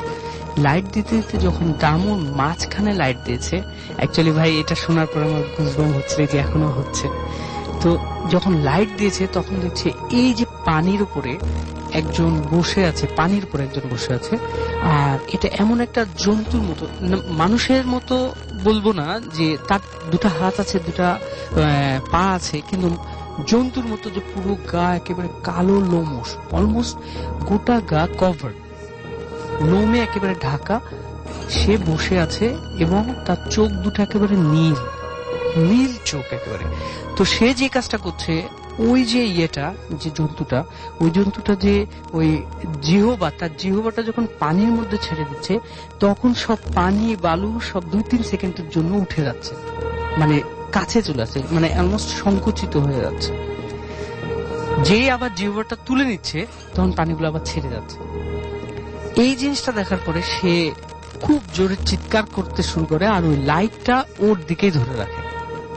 আমরা স্বভাবতই জানি যে মানে আলো দেখলে নাকি সবকিছু চলে যায়। তো লাইটটা ওর দিকে যখন ধরেছে তখন এই যে নীল চোখগুলা মনে হচ্ছে আরো নীল হবে।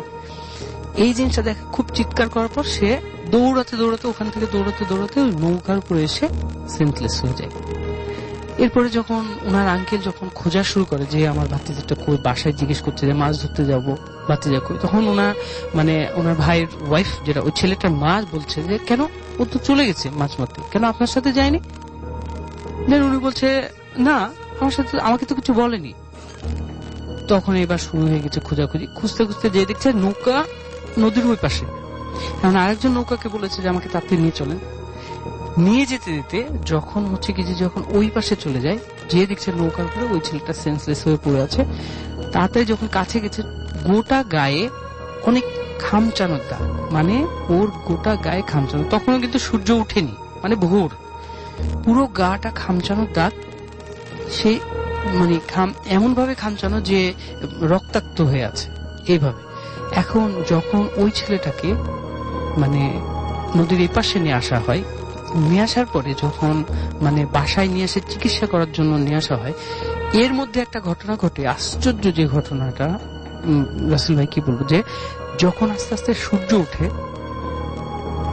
উঠছে সকালের, ওর গায়ের মধ্যে অনেক লোম গজাচ্ছে, যেই লোমটা, এটা শুনে আমিও খুব অবাক হয়েছি। হ্যাঁ, অনেক লোম গজাচ্ছে, যেটা খুব কালো কুচকুচে এবং মোটা হচ্ছে লোম গজাচ্ছে। এক সময় সূর্য যখন একেবারে উঠে যায় তখন ওর গোটা গায়ে পুরো শরীরে কোনো জায়গা বাদ ছিল না, যে এই লোমগুলা বাদ ছিল না, একটা জায়গাও ফাঁকা ছিল না, পুরো গায়ে লোম হয়ে যায়। লোম হওয়ার পরে যখন মানে ঠিক একদিন পরে ছেলেটা খুব অসুস্থ হয়ে পড়ে, যেহেতু এরকম একটা অস্বাভাবিক জিনিস হচ্ছে তার মধ্যে, একটা সময় যে একদিন পরে ছেলেটা মারা যায়। তো এই জিনিসটা দেখার পরে ওনার চাচা হচ্ছে কি যে একজন বড় আলেমকে নিয়ে যায়, যে দেখেন আসলে অ্যাকচুয়ালি কি হয়েছিল আমার ভাতিজার সাথে, যে এরকম হলো কিসের জন্য।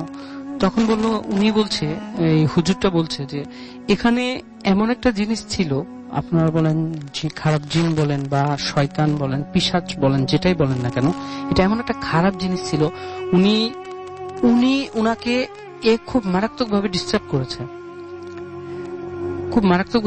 করেছে, আর এই ডিস্টার্ব করার কারণে মানে এই ঘটনাটা ঘটেছে। মানে উনি খুব তদবির করতো, তদবির করার পরেই তারপরে এই জিনিসটা বলেছে যে উনাকে খুব ডিস্টার্ব করা হয়েছে, উনি হয়তোবা কোনো কিছু করছিল, কোন একটা কাজ করতে যে তারপরে আপনার এই ছেলে উনাকে খুব ডিস্টার্ব করে, আর এটা শাস্তি স্বরূপ এনাকে এই ঘটনাটা ঘটায়, যে তার গোটা গায়ে খামচি দেয়, আর পুরো শরীরে তার মতোই লোমটাকে তুলে দেয় একেবারে।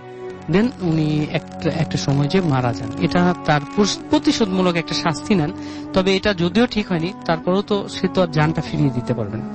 তো এটাই ছিল ঘটনা। Thank you so much. আপনাদের ঘটনার জন্য অনেক ধন্যবাদ। আমরা একটা ছোট্ট অডিও ক্লিপে যাবো এবং অডিও ক্লিপের পরে আবার নতুন অতিথি নিয়ে ফিরে আসবো। সেই পর্যন্ত আমাদের সঙ্গে থাকুন। স্টে টিউনড ফর ফুর্তি রেড এফএম এন্ড ডু ফুর্তি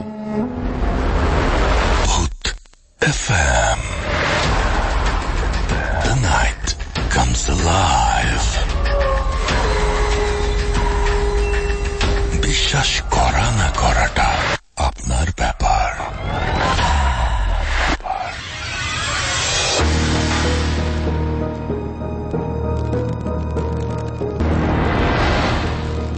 নমস্কার রাসেল ভাই, আমি কলকাতা থেকে বলছি।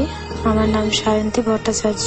আমি রিসেন্টলি ভূত এফএম শুনছি, তো ভীষণ ভালো লাগে যখন সবার ঘটনাগুলো শেয়ার করে, তখন ভীষণ ভালো লাগে। তো আমার জীবনে একটা অভিজ্ঞতা হয়েছিল, ভীষণ ভয়ানক অভিজ্ঞতা, কিন্তু তবে একটা ছোট্ট গল্প যদি শেয়ার করেন তাহলে খুব ভালো লাগবে। আমি কলকাতায় থাকি, আমি জায়গাটার নাম উল্লেখ করছি না। একটি নতুন ফ্লাইওভার হয়েছে আমার বাড়ির থেকে একটু দূরে। তো একজনের বাড়িতে আমাদের ইনভিটেশন ছিল, সেখান থেকে ফিরছি, যাতে একটু তাড়াতাড়ি যাতে বাড়িতে পৌঁছাতে পারি, সেই জন্য আমরা ফ্লাইওভারটি নিয়েছিলাম আসার সময়, যাতে তাড়াতাড়ি বাড়িতে আসতে পারি। তো আসছি যখন একটু ফ্লাইওভারটা ধরে যাচ্ছি, তখন 2017 সালের জানুয়ারি মাসে প্রচন্ড শীত। আস্তে আস্তে দেখছি যে হঠাৎ করে কিছু একটা আমাদের অনেক আগে আগে যাচ্ছে, ফলো করছে আমাদের, কিন্তু উনি আমাদের আগে আছেন। তার কোমর অবধি দেখা যাচ্ছে, কিন্তু পা দেখা যাচ্ছে না যে তিনি সাইকেলে কি বাইকে আছেন। আমি আর আমার হাজবেন্ড ছিলাম বাইকে। তো আমরা দুজনে আসছি, আস্তে আস্তে হঠাৎ করে চোখে পড়লো এই জিনিসটিকে। তো অস্বাভাবিক কিছু একটা, যেহেতু কোমর দেখা যাচ্ছে না, তো আমার হাজবেন্ডকে বললাম যে ওটা কি যাচ্ছে। তো হাজবেন্ড দেখে বললো যে হ্যাঁ চলো। তো ও কি করলো, আমার হাজবেন্ড বাইকের স্পিডটাকে বাড়িয়ে দিল। বাইকটা স্পিড বাড়ানোর সাথে সাথে হেডলাইটটা জ্বাললো, কিন্তু তার পা দেখা গেল না কোনো মতেই। আমরা আসলাম, সে যত স্পিড বাড়ছে কিন্তু আমরা ওনাকে ওই একই ডিস্টেন্সে দেখতে পাচ্ছি, কাছে যেতে পারছি না। ওই একই ডিস্টেন্স, যেভাবে আমরা টার্ন নিচ্ছি সেভাবে ওটাও টার্ন নিচ্ছে। ভয় পাইনি, ভাবলাম মনে হয় কোনো কুয়াশা বা কিছু ওটা হতে পারে, কিন্তু উনি যে কিসে যাচ্ছে ওই একই ডিস্টেন্স মেনটেন করে, যদি কুয়াশা হয় সেটা কোনো না কোনো একটা জায়গায় সেই কুয়াশার লেয়ারটা নিশ্চয়ই শেষ হতো, কিন্তু আমরা যতদূর যাচ্ছি ওটাকেই দেখতে পাচ্ছি। যখন টার্ন নিচ্ছি কুয়াশা হলে সেখানে সেটা আর দেখা যেত না পরে, কিন্তু আমরা দেখতে পাচ্ছিলাম। সুতরাং আমরা যাচ্ছি ওটাকে দেখার, ফলো করার চেষ্টা করছি, পারলাম না। দেখলাম আমাদেরকেই ফলো করছে, সামনে যাচ্ছে সেটা। আমরা অনেকটা এগোনোর পরে একটা ধাবা পড়ে, ধাবার পরেই একটা ব্রিজ আছে, ব্রিজটাকে আমাদেরকে আসতে হতো। তো ধাবাটার কাছে গিয়ে দেখলাম ওটা মিলিয়ে গেছে, আমরা জিনিস দেখতে পাচ্ছি না। তো অত মাথা ঘামাইনি আমরা, যেহেতু আর দেখতে পাচ্ছি না। বাড়িও আসার তাড়া ছিল, রাত্রি 11:30 তখন অলরেডি বেজে গেছে। আমরা ওখান থেকে আসছি, আস্তে আস্তে দেখলাম ফ্লাইওভার ব্রিজটা উঠেছি, ফ্লাইওভারটায় উঠলাম, উঠে দেখছি যে কিছু টুকরো জিনিস পড়ে রয়েছে, গাড়ির ভাঙা জিনিস। অতটা খেয়াল করিনি, দেখছি কাজ ছড়ানো রয়েছে। এগোতে আরেকটু এগোলাম, যখন দেখলাম যে একটি ছেলে তার বুকে হাত দিয়ে বসে রয়েছে, কিন্তু তার প্রাণ এখনো রয়েছে মনে হলো। কিছুক্ষণের মধ্যে দেখলাম যে সে শুয়ে পড়লো, মানে হেলান দিয়ে, ব্রিজের উপর হেলান দিয়ে শুয়ে গেল। আর একটি ছেলে, যখন একটু এগোলাম তখন দেখলাম একটি ছেলে কংক্রিটের গাড়ির তলায় পিষে গেছে। আর যে কংক্রিটের গাড়িটি যে চালাচ্ছিল তিনি নেমে খুব চিৎকার করছে, বাইক অ্যাক্সিডেন্ট হয়েছে ওখানে। তো তিনি নেমে ভীষণ চিৎকার করছে জোরে জোরে যে বাঁচাও বাঁচাও। তো আমরা এসেছি, রক্ত দেখলে ভীষণ ভয় করে, শরীর খুব খারাপ লাগে। তাই জন্য আমার হাজবেন্ডকে বারণ করলাম যে ওখানে যেও না, কারণ আমরা প্রথমে ওই জিনিসটা দেখেছি একটা অস্বাভাবিক কিছু, সেটা মাথায় ছিল, মানে তখনই মাথায় এসেছে আমাদের, আমরা কেউ প্রকাশ করিনি কথাটা। কিন্তু আমি ওখান থেকে বেরিয়েছি, ওই আরেকটু ক্রস করলে একটা চেকপোস্ট আছে, ওখানে পুলিশ থাকে। তো আমার হাজবেন্ডকে বললাম, ও যাচ্ছিল, তা আমি বললাম যে দেখো এখানে থেকো না, চলো এই চেকপোস্টে যাই, সামনে চেকপোস্ট, পুলিশকে নয়তো আমি ফোন করি, এখানে অ্যাক্সিডেন্ট হয়েছে জানিয়ে দিই আমরা। কারণ আমাদের তখন কিচ্ছু করার ছিল না, কারণ ওটা দেখার পরে আমি এমনি ভীষণ দুর্বল হয়ে গেছিলাম, আমার হাঁটা চলার শক্তি ছিল না, পা ভারী, মানে শরীর ভারী হয়ে গিয়েছিল বাইকে বসে। আমার হাজবেন্ডের কিছুটা হয়েছিল, কিন্তু তাও নামতে চাইছিল বাইক থেকে, আমি দিইনি। তো পুলিশকে যখন জানালাম, তো আমার হাজবেন্ড পুলিশের সাথে যেতে চেয়েছিল, আমি যেতে দিইনি, আমি বাড়ি চলে এসেছি। কিন্তু ওটা ভীষণ ভয়ঙ্কর ছিল। আমরা দেখছি ওই শীতের মধ্যে আমরা দুজনে পুরো ঘেমে স্নান হয়ে গেছি ওটা দেখার পরে। আর যখন মনে পড়ছে অ্যাক্সিডেন্ট তো মারাত্মক ভয়ানক লাগে না দেখতে, তারপরেও ওইটা দেখে আরোই ভয় লেগেছে যে আমাদেরকে কিছু একটা টেনে নিয়ে এসেছে ওই জায়গাটি থেকে। ওখানে মানে কিছুক্ষণ আগেই হয়েছিল যখন আমরা এসেছি, কোনো লোক ছিল না রাস্তায়, শুধুমাত্র ধাবার কাছে দুটো একটি লোক বসেছিল। কিন্তু যেহেতু আমাদেরকে ওরকমভাবে টেনে নিয়ে গেছে, ওটা আমরা যেটা মনে করেছি এটা একটা খুব ভয়ানক ছিল। তো আমার এই ছোট গল্প এখানেই শেষ। আপনি যদি এটা সবার সাথে শেয়ার করেন তাহলে খুব খুশি হব। নমস্কার। Hood FM. The night comes alive. বিশ্বাস করা না করাটা আপনার ব্যাপার।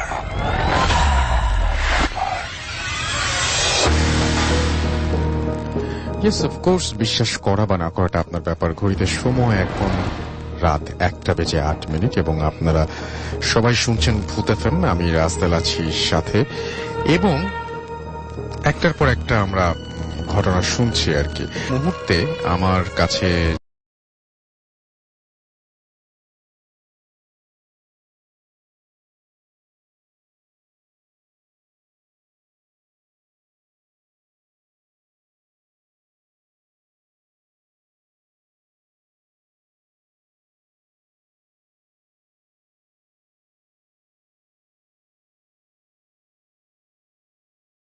আমরা চলে যাব আমাদের নতুন আরেকজন অতিথি এখানে উপস্থিত হয়েছে, তার সাথে। আপনার নামটা একটু প্লিজ বলবেন, আপনি কোথা থেকে এসেছেন সেটা বলবেন, এবং তারপরে আপনার ঘটনায় যাব আমরা। জি, আসসালামু আলাইকুম রাসেল ভাই, আসসালামু আলাইকুম লিসেনার্স, আমি আলমা মনোনিক। আমি এসেছি উত্তরা থেকে, আমার হোম ডিস্ট্রিক্ট মানিকগঞ্জ।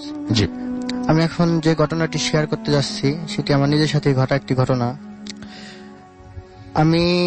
ঘটনাটি রাসেল ভাই 2015 সালের ঘটনা।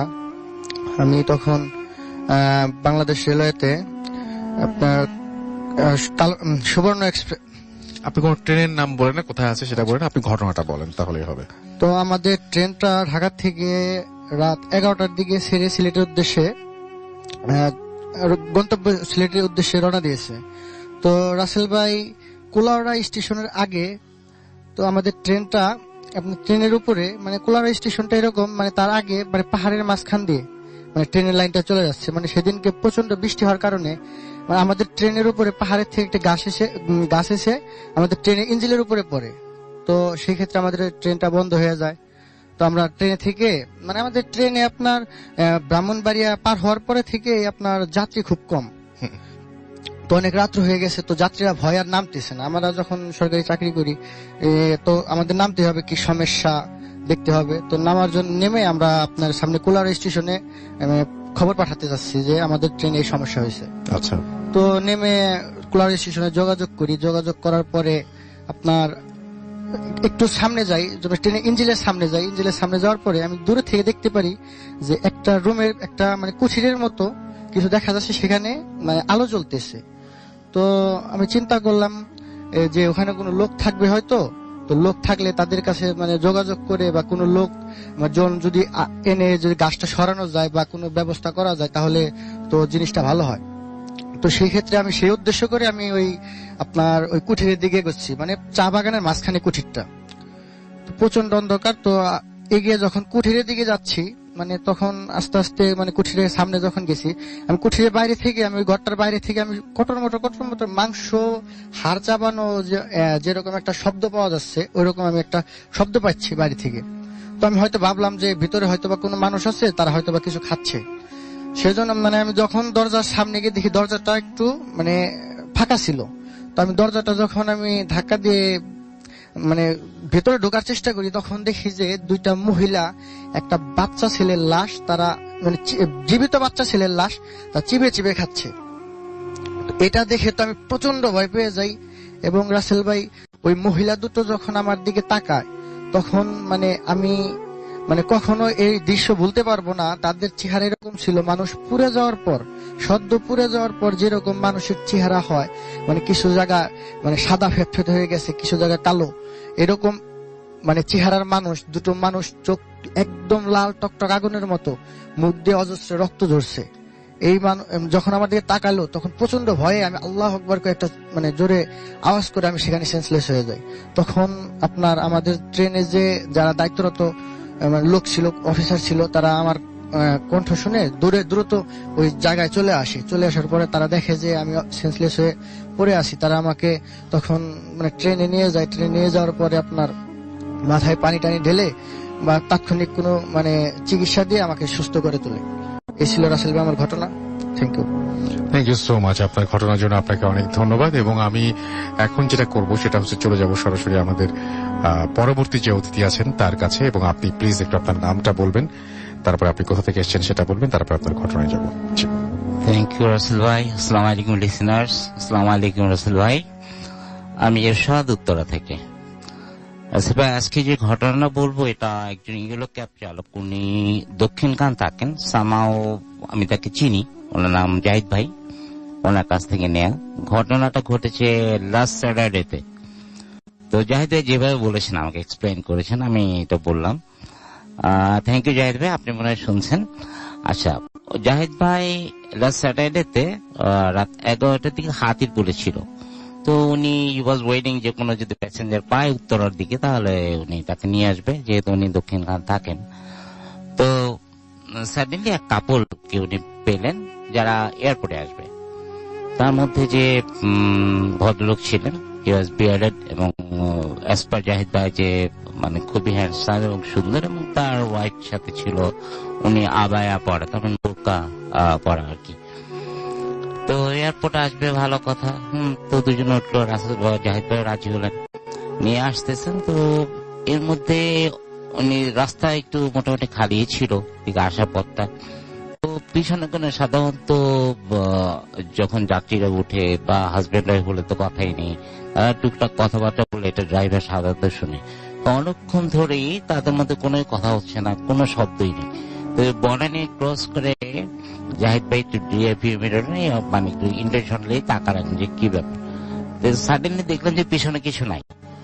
আমার দেখলাম যে হ্যাঁ দুজন চুপচাপ বসে আছে। তো এই যে একটু দেখা না দেখা, উনি মনে করছেন যে ওনার মনে হয় হ্যালো বা দেখার ভুল হতে পারে, সেখানে কোনো শব্দ করলেন না, উনি চালাচ্ছেন ঠিক। বাট যেহেতু রাস্তাটা একটু খালি ছিল তেমন একটা সময় লাগলো না। বাট কাওলা ব্রিজটা কিছুক্ষণ আগে ভদ্রলোক বলে উঠলেন, জাহিদ সাহেব ব্রিজটা পার হয়ে থামবেন। তখন ওনার বুকের ভেতর ধক করছে, বিকজ উনি তো কখনোই ওনার নাম তো মেনশন করেনি, নাম্বার 1। নাম্বার 2, যদি নাম যেহেতু মেনশন করেননি, এই লোক তার নাম কিভাবে জানলো? তো উনি কোনো কথাই বললেন না। কালো ব্রিজটা পার করে উনি হাতের বাঁদিকে গাড়িতে সাইড করলেন। সাইড করে উনি ওয়েট করতেছেন যে যাত্রীরা নামবেন। তো কিছুক্ষণ ওয়েট করলেন। যাত্রী নামলে তো অ্যাটলিস্ট দরজা খোলার শব্দ হবে বা কিছু। তারপর তার ভাড়া যেটা হয়েছে লাইক 340।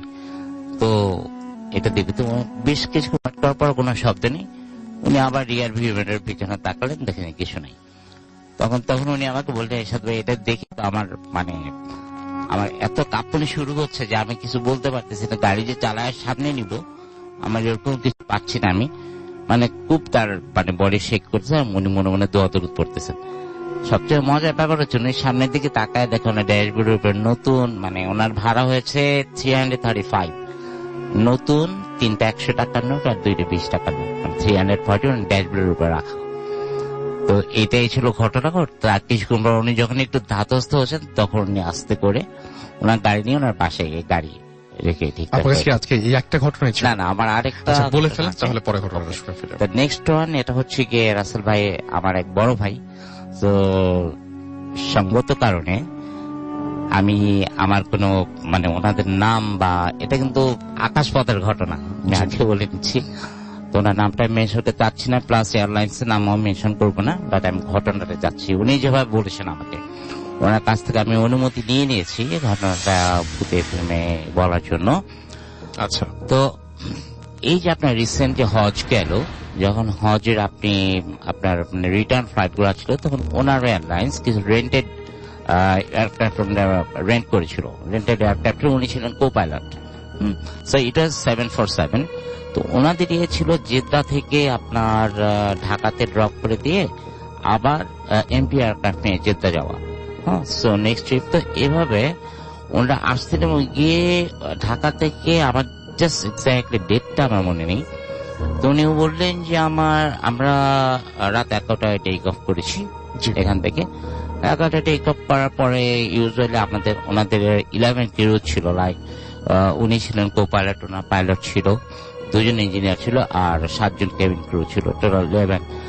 তো ওনারা এখান থেকে সাধারণত কিছুক্ষণ পরে একদম যখন ওরা 39,000 ফিট আপে চলে গেল, চলে যাওয়ার পরে ওরা অটো পাইলটে সিট করে তো ওরা একটু ঘুমানোর বা প্রিপারেশন নিচ্ছিল, একটু, because it's like 6 hours 6.5 hour journey direct ফ্লাইটে যেতাম। তো যাওয়ার পরে তো ওনার উনি যেটা আমাকে বললো যে ইটস লাইক 3 hours। তবে এখান থেকে যখন ওনারা ফ্লাই করে তখন আপনার টাইমটা কিন্তু কমতে থাকে, কারণ সৌদি আরবের সাথে আমাদের দেশের সৌদি আরব আমাদের 3 hours পিছনে, আমার সৌদি আরবে যে 3 hours সামনে আছে আর কি। আমরা +6, ওরা +3 জিএমটি। তো বললো যে বাংলাদেশ থেকে ফ্লাই করার 3.5 ঘন্টা পরে, 3.5 ঘন্টা সাডেনলি আমার পাইলট যে উনি একটু উনি ঘুম, আর আমার ঘুমানো অলমোস্ট ঘুম আমি। তো হঠাৎ খেয়াল করলাম যে আমাদের স্পিড মিটার, ওনারা তো অ্যারোনটিক্যাল মাইলে হিসাব করে, অ্যারোনটিক্যাল মাইল লাইক ইট ওয়াজ 270। উনি যেটা বললেন 270, তার কিলোমিটারের জন্য আমরা হিসাব করি 510 100 কিলো, সেরকম 510 কিলো স্পিডে ছিল, এটা কিলোমিটার স্পিডে ছিল। তো বলো আমি হঠাৎ করে ঘুম ঘুম চোখে দেখলাম যে আমার স্পিড মিটারের যে আমার কাটা, আমার স্পিড মিটারের যে রিডিং ওটা 0 আর সব ঠিক আছে। রাডারে আমরা দেখতে পাচ্ছি কোথায় আছে, আমরা কোথায় যাচ্ছি, আমার অল্টিটিউড কত সব আমি দেখতে পাচ্ছি, কিন্তু এটাই 0। তা আমি একটু ভালো করে প্রথমে আমার মনে করলাম যে আমার হয়তো চোখের ভুল, কিন্তু তারপর ভালো করে নড়চড়ে বসলাম। নড়চড়ে বসার পরে আমি শুধু দেখলাম যে যতদূর আমার চোখ যায়, because it was just night, ওই আলোর মধ্যে সাদা কিছু অবয়ব আমাদের এয়ারক্রাফটের বেশ দূর দিয়ে, বিকজ এয়ারক্রাফটে ওরা তো ইয়ে করে, হেডলাইট ইউজ করে, ওরা বেশ দূর দিয়ে যাচ্ছে এবং সবার হাতে একটা করে লাঠি। সবাই মানে মাথা নিচের দিকে, মানে নিচের দিকে তাকানো, এক সাইতে ওরা চলে যাচ্ছে। তো প্রথমে ভাবছিলাম যে উনি বললো যে সেটা, প্রথমে ভাবছিলাম আমার চোখের ভুল, তারপরে ভাবলাম আমার হ্যালুসিনেশন হচ্ছে, বিকজ ঘুমাই না অনেকক্ষণ। কিন্তু তারপরে দেখলাম যে না, ইটস রিয়েলি ইটস হ্যাপেনিং। তখন আমি আমার পাইলটকে উঠালাম। তো পাইলটকে উঠার পর আমার মানে ইঞ্জিনিয়ার 2 জন ছিল, ওদেরকে ডাক দিলাম। যারা আমরা ককপিটে ছিলাম আমি সবাইকে এখানে তুলছি, আর কেবিন ক্রু যারা তারা পিছনে ঘুমাচ্ছে, ইট ডাজন্ট ম্যাটার। তো উঠালাম পর আমরা সবাই 4 জনই দেখলাম যে এরকম সবাই তাকায় আছে এবং যা দোয়াদুর পড়তে যায় কিছু নেই। আশ্চর্য বিষয়, আমাদের প্লেনটা কিন্তু ওখানে স্টপ, কিন্তু এটা কিন্তু ফল ডাউন হচ্ছে না। কারণ ফল ডাউন হলে তো আমরা ফিল করতাম এবং আমাদের মিটারে দেখা যেত আমাদের যত মানে ইকুইপমেন্ট যেগুলো আছে আমরা দেখতে পারতাম, অর্থাৎ that is stacked up over there, এবং কোনো কিছু হচ্ছে না। এরকম করে প্রায় 40 মিনিটস পরে আমাদের প্লেনটা আস্তে একটু শেক করলো। সবচেয়ে আশ্চর্য বিষয়, আমাদের যেই স্পিড আমরা চালাচ্ছিলাম, আমাদের এয়ারক্রাফটের স্পিড যেটা ছিল, এবং মানে ওই স্পিডে আমাদের এই 40 মিনিটে যতক্ষণ আসার কথা ছিল, we found in our radar যে আমাদের ফ্লাইটটা কিন্তু ওই জায়গাটাই ক্রস করতেছে। এখন আমার কথা হচ্ছে এই মধ্যে 40 মিনিটসের যে গ্যাপ, যেখানে অল ফোর উই ফাউন্ড যে আমাদের আমাদের ফ্লাইটটা স্ট্যাকড হয়ে আছে, এটা নড়তেছে না, চলছে না, এটা কোনো গতি নেই। But after 40 minutes, what we found that the place we supposed to cross, আমরা ঠিক ওখান থেকেই যাচ্ছি কিন্তু। So it was the story by him. Thank you so much. Thank you. আপনার আরেকজন আমাদের অতিথি আছে, তার নামটা একটু জিজ্ঞেস করবো এবং তার একটা ঘটনা আমরা শুনবো। ছোট্ট কোনো ঘটনা প্লিজ যদি আমাদের একটু শোনাতেন, এবং তার আগে আপনি বলবেন যে আপনি আপনার নাম এবং আপনি কোথা থেকে এসেছেন। আসসালামু আলাইকুম রাসেল ভাই, আমি টাঙ্গাইল থেকে আসছি। আমি টাঙ্গাইল পৌরসভাধীন অলা ভবানীর একটা নাম করা ব্যক্তি, আমাদের টাঙ্গাইল পৌরসভার খুব জনপ্রিয়, উনি হচ্ছেন সুফি সাখাওয়াত হোসেন। ওনার একটা ঘটনা আমি শেয়ার করব আজকে। তো সুফি সাখাওয়াত হোসেনের ছোট ছেলের নাম শাহ আলী। তো ও আমাদের এলাকায়, আমাদের বড় ভাইয়ের একটা মেডিসিন দোকানে আমরা বসেছিলাম, ও ওখানে বসা ছিল। বাই দ্য ওয়ে, কথা প্রসঙ্গে ও একটা ঘটনা আমাদের বলতে শুরু করলো। শাহ আলী বলল যে আমার জীবনে দেখা একটা তাজ্জব ঘটনা, যে আমাদের বাড়িতে, আল্লাহ ভবানী বাড়িতে, ওইখানে একদিন আব্বু মানে সাখাওয়াত সাহেব ডিপ টিউবওয়েল গাড়ার জন্য লোক আনে। তারা ডিপ টিউবওয়েল গাড়ার জন্য প্রিপারেশন নেয়, এবং তার জন্য যে টুল লাগে বা উঁচা করার জন্য যে চেয়ার লাগে, চেয়ার দিয়ে কাজ শুরু করলেও যখন পাইপের উচ্চতা বেড়ে যায় তখন একটা ছোট টুলের প্রয়োজন হয়। সেই ডিপ টিউবওয়েল ওয়ার্কাররা শালিককে বলে যে তুমি আমাদেরকে একটা ছোট টুল বা মুড়া এনে দাও। তো শাহ আলী ঘরের ভিতরে যে একটা টুল দেখে ছোট, যে টুলের উপর সুফি মামা আগরবাতি মোমবাতি রাখতো, প্রতিদিনই জ্বালাতো। সেই টুলটা কোনো ছোট ছেলে, তখন প্রাইমারিতে পড়তো, তো কোনো কিছু না মনে করে ওই টুলটা এনে ওই কল শ্রমিকদের দেয় যাতে তারা কাজ করতে পারে। কল শ্রমিক কাজ শুরু করে, এমনকি তাদের কাজ যথারীতি চলে, পাইপ উঠাচ্ছে নামাচ্ছে, পানিও পড়তেছে। তো এইভাবে তারা কাজ সম্পন্ন করে। সম্পন্ন করার পরে ওই সময় আবার সুফি সাহেব বাড়িতে ছিলেন, উনি বাইরে ছিলেন। তো কাজ সম্পূর্ণ করার পরে তারা কল পাইপের সাথে সেট আপ দেওয়ার পরে চেক দেওয়ার জন্য কলটা চাপ দেয়। অনেক চাপাচাপির পরে তারা পানি পায় না, শুধু মানে চাপতেছে ঠিকই, বাতাস আসতেছে কিন্তু কোন রকম পানি উঠতেছে না। তো তারা মানে প্রচন্ড রকম তাজ্জব হয়ে গেল, এটা কিভাবে সম্ভব যে আমরা পানি বের করে বালু ফেলে, পানির সাথে বালু ফেলে আমরা পাইপ গাছছি এবং কি টিউবওয়েল সেট আপ দিচ্ছে, এই টিউবওয়েল কেন এখন পানি উঠতেছে না, এটা তারা হিসাব মিলাইতে পারল না। ইন দ্য মিন টাইম সুফি সাহেব বাড়িতে আসছে, আসার পরে সুফি সাহেবকে বলতেছে যে হুজুর আমাদের টিউবওয়েলটা তো পানি উঠতেছে না। তখন সুফি সাহেব বলে পানি না উঠার কি কারণ? তখন বলে যে আমাদের সাইটে সেট আপের কোনো সমস্যা নাই, এই কারণটাই আমরা বুঝতে পারতেছি না, এর কারণ কি। তো উনি বললেন যে ঠিক আছে তোমরা একটু ওয়েট করো, আমি একটু ঘর থেকে আসতেছি। মানে উনি ওনার রুমে গেলেন, উনি জাস্ট ওনার জন্য গেলেন। যে কিছুক্ষণ উনি রুমের ভিতর থেকে দৌড় পেরে বের হয়ে আসছে, এই আমার ঘরের আসন মানে আমার টুলটা কোথায়, যে টুলে আমি আগরবাতি মোমবাতি রাখি। তখন আলী বলতেছে আমি তো ওইটা এনে কল শ্রমিকদের দিচ্ছি। তো সে দেখে যে টুলটার উপরে দাঁড়ায় কাজ করছে। তখন সে বলতেছে সর্বনাশ হয়ে গেছে, আমি আমার সাধনার যত পাওয়ার আমি এই মানে এই টুলটা আমার আসন, এই আমার যত সাধনা পাওয়া তাদেরকে আমি এই টুলের মাধ্যমে আমি কল করি, এই টুল দিয়ে ব্যবহার করি, এই টুল পাড়া দিয়ে ওরা কাজ করতে দেখে এই টুলের যাদের পাওয়ার আছে তারা এই অভিশাপে এই কল থেকে পানি উঠতেছে না, এমনকি উঠবেও না, এটাকে নতুন ভাবে গাঁথতে হবে কি তাহলেই উঠবে। তো এই ঘটনা যখন আমি ও আমার বড় ভাই শাহালির কাছ থেকে শুনলাম, তখন আমরা কিউরিওসিটি হলাম যে সুফি সাহেবের কাছ থেকে হয়তো এর চেয়ে মজাদার আকর্ষণীয় কোনো ঘটনা পাবো। তো একদিন সুফি মামা আসলো ওই দোকানে, বড় ভাইকে বলেই রাখলাম যে ওনাকে আসতে বলেন, আমরা একটু শুনি, মজার হবে। তো উনি একদিন আসলো, আমরা সবাই মিলে আড্ডা মারার পরে ওনাকে আমি জিজ্ঞাসা করলাম যে আচ্ছা মামা, আপনি তো এই জীবনে আমরা জানি আপনি অনেক কিছু করেন, চিকিৎসা করেন, অনেক কবিরাজি করেন, তো আপনার জীবনে চমৎকার কোনো ঘটনা থাকলে বা ভয়ের বা অতি ভৌতিক কোনো ঘটনা থাকলে আমাকে বলেন। তখন সে বলতেছে আমার জীবনে তো অনেক ঘটনায় আসছে, কোন ঘটনা বলি, তবে আমার জীবনে সাধন শুরুর পর্যায়ে একটা ঘটনা তোমাদের বলতেছে যেটা আমার জীবনের মোড় ঘুরিয়ে দিচ্ছে, আমার চরম ক্ষতি করে ফেলছে। বললাম তাহলে বলেন শুনি। তো আমরা তার কথা শুনতেছিলাম।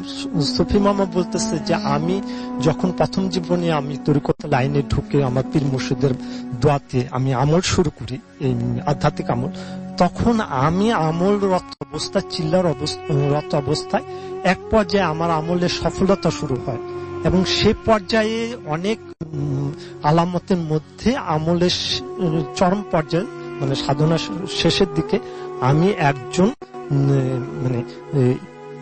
মানে সাদা কাপড় পরিহিত একজন ব্যক্তিকে আমার সামনে হাজির দেখতে পাই। তো তাকে হাজির দেখার পরে আমি তাকে সালাম দিয়ে তার পরিচয় জানতে চাই। তো সে তার পরিচয়, সে একজন জিন, এমনকি সে বয়স্ক। সে পরিচয় দেওয়ার পরে আমি তার কাছে আবদার করি যে আপনি আমাকে সব অবস্থায় সাহায্য করবেন, আমাকে সুরক্ষা দিবেন। তখন সে জিন বলল যে হ্যাঁ আমি তোমার সত্যে রাজি আছি, কিন্তু আমারও একটা শর্ত আছে। কি শর্ত আছে?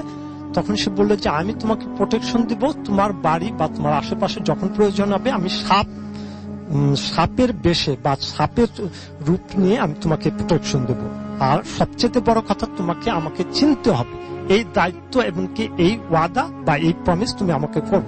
তখন সে দেখলো যে অবশ্যই আমার সাথে যেহেতু সে প্রমিস করছে, আমাকে প্রমিস তো তার সাথে করতে হবে। তো সে এই প্রমিসে রাজি হয়ে যায়। তো এতে এই প্রমিসের পরে সে তার সাথে রেগুলার যোগাযোগ করে এবং কি তার মাধ্যমে তার ফেলতে তার দিন দিন উন্নতি থেকে উন্নতি হতে থাকে এবং কি সে তার কাজে বেশ নাম প্রসার করে ফেলে এবং কি সে টাঙ্গাইল শহরে বেশ জনপ্রিয় একটা মানুষ হয়ে ওঠে। যারা পুরানো আছেন, সুফি সাখওয়াত, উনি টাঙ্গাইল পৌর উদ্যানে বসতেন, ওনাকে মোটামুটি সবাই চিনে, যারা টাঙ্গাইলে আছেন মোটামুটি চিনবেন আপনারা। তো সুফি সাখওয়াত মামা তখন বললো যে আমি এই কাজ করার পরে আমার ফ্যামিলিতে মেম্বার, আমার ওয়াইফ এমনকি আমার 3 বাচ্চা, তো আমাদের এই একটা নতুন বেবি হলো। তো বেবি হওয়ার পরে আমরা সেই বেবিটাকে নিয়ে খুবই মানে আনন্দিত। তো একদিন আমি বাড়িতে আসছি, আইসা দেখি যে পাশের বাড়িতে অনেক বাচ্চাদের হইচই, লোকজনের হইচই। আমি দূর করে পাশের বাড়িতে যাই দেখি যে একটা সাপকে ঘিরা তারা মারার জন্য খুব মানে প্রস্তুত হয়ে গেছে, মানে একটা সাপকে ঘিরে সবাই মিলে হইচই করতেছে সাপটাকে মারবে, আর সাপটা একটা গর্ত মানে মাটির দুয়ারের গর্তের মধ্যে লুকায় আছে। আমি যাই দেখি যে সাপটা আমারই পরিচিত যে সাপ, যে মানে রূপ নিয়ে আমাকে দেখা দেয় মাঝে মাঝে, সেই সাপটা তার মাথায় একটা লাল দাগ দেওয়া আছে। তো আমি তো বললাম যে সর্বনাশ, এই সাপ যদি মারা যায় তো আমার প্রচন্ড ক্ষতি হয়ে যাবে সব দিক দিয়ে। তো আমি সেই সাপটাকে সেই মানে প্রতিবেশীদের বাচ্চা বা অন্য বড়দের হাত থেকে বাঁচিয়ে আমি আমার বাড়িতে নিয়ে আসি। তারা জানে যে আমি সাপ বা কবিরাজি চিকিৎসা করি, এটা আমার করতে পারি। আমি তো সাপটাকে উঠিয়ে আমার বাসায় এনে আমার এই মানে নির্দিষ্ট জায়গায় ছেড়ে দিই। তো এইভাবে চলতেছিল, খুব ভালোই আমাদের দিনকাল চলতেছিল, আল্লাহ চলতেছিল।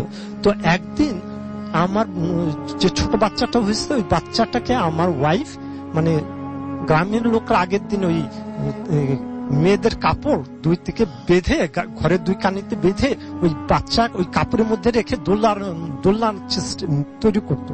তো ওই দোলনার মধ্যে আমার বাচ্চাটাকে রেখে আমার ওয়াইফ পানি আনতে যায় ঘরের বাইরে।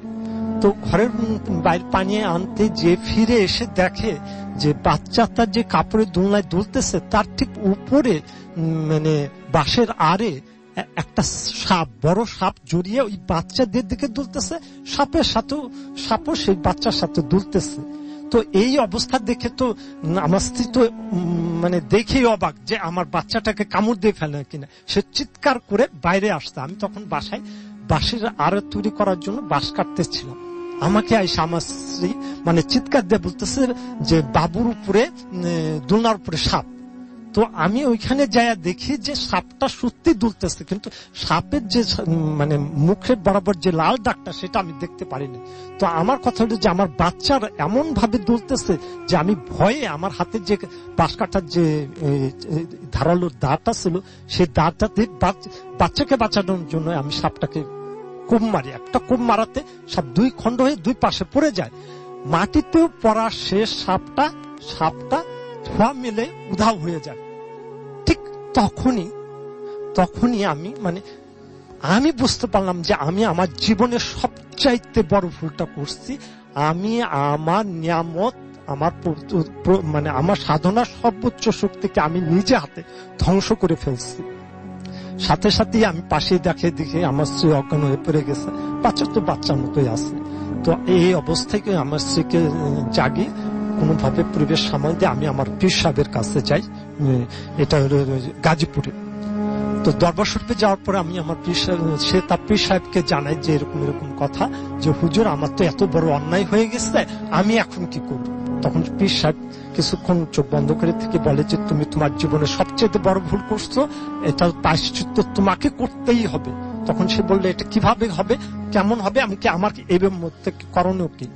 তখন সে বলতেছে যে আপনি তোমার একটা কাজ করতে হবে, তোমাকে আর একটা চিল্লা দিতে হবে। যে চিল্লা দিয়ে তুমি তাকে আনছিলে সে চিল্লা দিয়ে তার সঙ্গীদের তোমাকে হাজির করতে হবে এবং তাদের সাথে কন্ট্যাক্ট করতে হবে।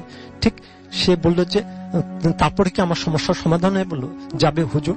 তখন তার পীর সাহেব বললো যে না, এই সমস্যার সমাধান হয়তোবা এটার সমাধান বললাম, তুমি এটা যদি সফল হবে এই ছেলে, তাহলে তুমি বেঁচে যাবা, কিন্তু তোমার ওয়াইফ আর তোমার বাচ্চারা বাঁচানো কঠিন হবে। তো এই অবস্থার পরে সে চলে আসে, সে চিল্লা শুরু করে। তার কথা হলো রাত্রিবেলা তাকে একটা ঘরে থাকতে হবে, সে চিল্লা শুরু করে। ঠিক এই চিল্লারত অবস্থায় একদিন তার পাশের ঘর থেকে তার ওয়াইফ, সে যে ঘরে চিল্লা দেয় সে ঘরে তো কেউ যাবে না, তো পাশের ঘর থেকে ওয়াইফের চিৎকার শুনে সে চিল্লারত অবস্থা থেকে ছুটে এসে বেরিয়ে এসে দেখে তার ওয়াইফ পড়ে আছে, তার মাটির উপরে যে বিছানা তৈরি করা হয় ওতে পড়ে আছে, আর তার ওয়াইফের পায়ের দিক থেকে একটা সাপ বেরিয়ে চলে যাচ্ছে। এটা দেখার পরে সে দেখে যে তার ওয়াইফের পায়ে সাপের কামড়। তো এই অবস্থায় দেখে সে তার ওয়াইফ মৃত অবস্থায় সে তার ওয়াইফকে পায়। তো এই অবস্থায় সে তার ওয়াইফকে হারানোর পরে তার বাচ্চাদের উপর সে প্রচন্ড রকম নজরদারি বা মানে চিন্তিত বা দেখভাল করতে থাকে। ইন দ্য মিন টাইম কেউ অ্যাক্সিডেন্টে, কেউ অপঘাতে, কোনো না কোনো ভাবে তার এই পুরা ফ্যামিলিটাই ডিস্ট্রয় হয়ে যায়। তো আমি তখন তাকে জিজ্ঞাসা করলাম, আচ্ছা শাহালিতের কে? ও তো আপনার ছেলে, ও তো ছোট, প্রাইমারি 5-এ পড়ে, শালিটাকে? তখন সে বললে যে এটা আমার দ্বিতীয় ঘরের ছেলে। জাস্ট এই পর্যন্ত আমার ঘটনা। Thank you so much. আপনার ঘটনার জন্য ধন্যবাদ। আমি দেখতে পাচ্ছি যে আমাদের এখানে অনেকে পাঠাতে পারেন আমাদের কাছে ঘটনাটি। আজকের মতো এখানেই শেষ করব। কথা হবে আবারও আগামী শুক্রবার। সেই পর্যন্ত আশা করছি সবাই ভালো থাকবেন, সুস্থ থাকবেন, সুন্দর থাকবেন, মোস্ট ইম্পর্টেন্টলি ফুর্তিতে থাকবেন। টাটা।